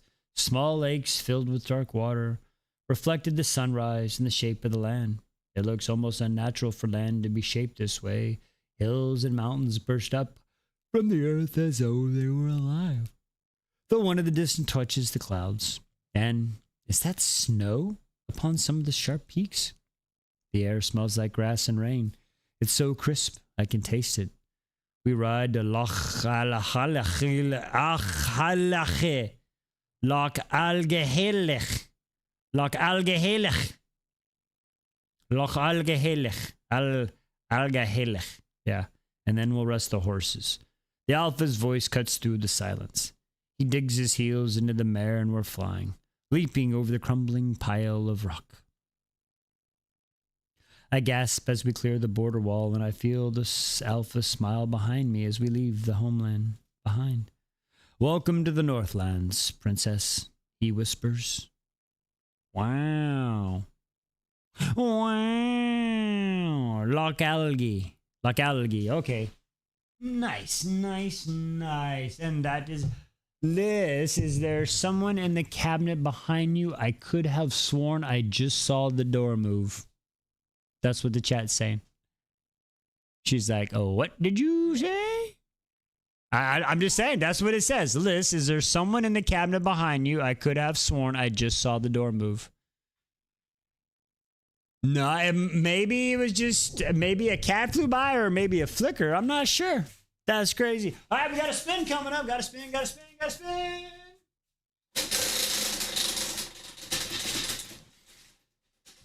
Ooh.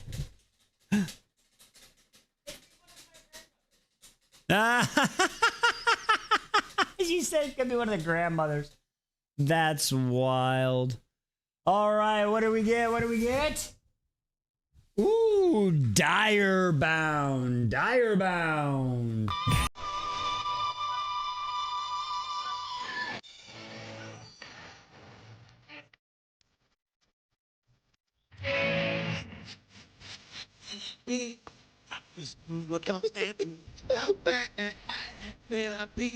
I'm just following my destiny.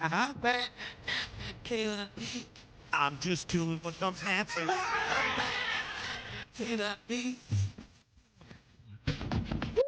All right. Well, that was our 6 chapters that y'all recommended for tonight. I'm liking it. Ooh, that was 52 pages. Not too shabby. 12% of the book done. Nice, nice. All right. We're way ahead. I'm liking it so far. I'm liking it. Very fast pace. Very fast pace. And very fast pace. I am liking it so far. Yeah, it does. It seems to be a quick read. It seems to be. But now y'all said it starts to get a little bit like the chapters get longer. I mean, it's this one. Let's see. What does it say? How many pages are it? It still says like 11 hours left in the book. I'm not sure. I'm on page 52 of 400, so that's not too bad. So, I mean, I'll get those videos out tomorrow, and I'll get at least a few more in. So, yeah. Woo, we might get a lot of reading in this summer, folks. But, all right. Well, I want to thank everybody for coming out and hanging out with us tonight. I noticed we got some people that haven't been able to be here in a while, like MJ and Bobby. I am so glad we got to hang out with y'all. The audiobook was super quick. Chapters were not too long. Oh, no, that's good. I like that. That's good. I like them when they're like that. I like when we get to see everybody hasn't been hanging out with us for a while because they've been busy because life has been lifing. If y'all don't know, I think all of us are kind of excited to get June behind us because June has been, for lack of better terms, June's been a cunt. Let's just call it what it fucking is. June's been a cunt. June's been a rough one. June's been a rough one, at least for us. Sent you pics. Oh, of Aurora. Pics of Aurora. Okay. I will try to get them out. Like I said, I'm sorry, what? I haven't looked yet. You want to pull them up? Is that what you're asking me? Oh. I've seen a few pictures. Oh, that's a funny picture. Him carrying her in her kilt. Oh, we're going to have some fun with that. We're going to have fun. She's okay. So Aurora's a ginger. She's going to, okay. We're going to add some good buttons. We're going to get to, okay. Ooh, nice, Belle. Yes. Okay. Okay. Oh. Okay. Wait a second. Yeah. Wait, is Alpha the blonde? Is that what we're saying? Is Alpha a blonde? No way. No way. Alpha's a blonde? Yo. All right, well, I think we're going to end the book right there. All right, that was a wonderful story right there. That's just all right. No. Not a... All right. Well, we're going to give him his chance, but I'm going to tell you right now, so far, the blondes haven't made it out of the first book with me, okay? The blondes have not made it out of the first book with me. That's all I'm saying. Exactly, Sam. Red flags all over. We got to put Anisha back on with all the damn red flags from the blondes. That's all I'm saying. We've been Tamlin. We've been Chodist. Jack freaking Bitchlow.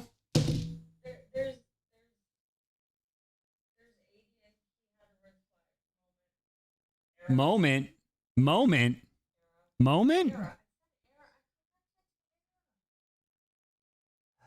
And Lamb was like a strawberry blonde, wasn't he? Wasn't Lamb a strawberry blonde? No, let's make Lamb a strawberry blonde. He's got to be different. Lamb and Fenris and I guess freaking Legolas are the only blondes that I really want to like be like, all right, y'all are cool. The rest of y'all, you got to go. You got to go. Not really. We love you blondes. We're not making funny. Cormac was a blonde? No. Cormac? Cormac was? I had Cormac. Cormac was a dark hair in my mind. Wow. Lily Bear. That Lily behind you. Now, Gavril, okay. Those I understand. Rowan, no. Rowan's got white hair. Rowan's with white hair. Yeah. Cat butt on her screen. It doesn't count for me. Lily, you're just showing it to everybody. Girl, thank you. Good Lord. Family friendly show, y'all. Anyway.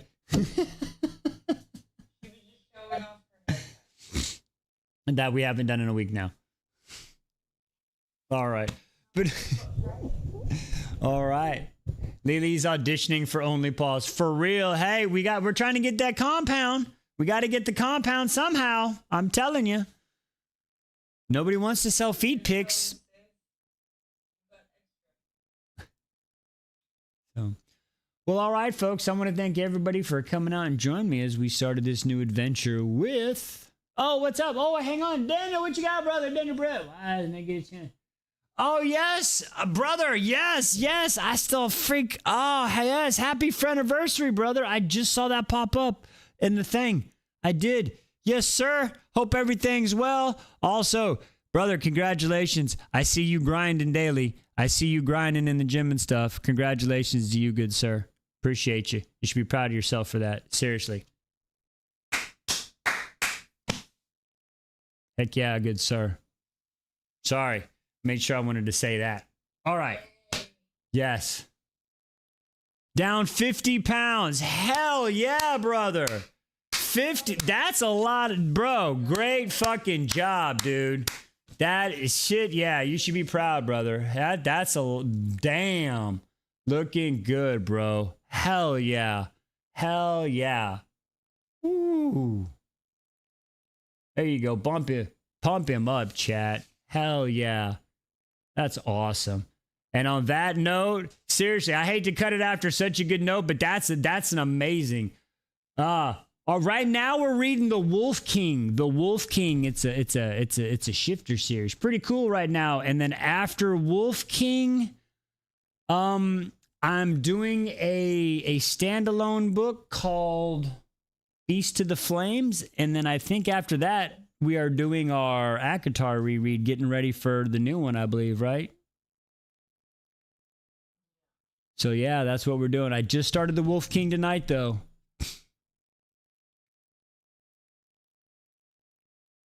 Bobby, you're down for... Bobby, are you serious too? Bobby, why didn't you tell us that, Bobby? You've been telling me you've been working. Hell yeah, Bobby. Damn, Bobby, and you too. Holy shitballs, Batman. That's amazing. Here, let's do this. Here, we'll do this button for... That button for Daniel Brett Reviews. And then we'll have Bobby. I think she'll like this one. It's not much, but hopefully the screenshots of it.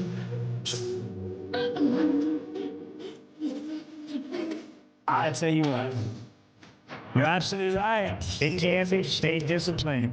Hardest part is just showing up every day, y'all. Size 18 to 14. You should be so loving yourself. Holy shit.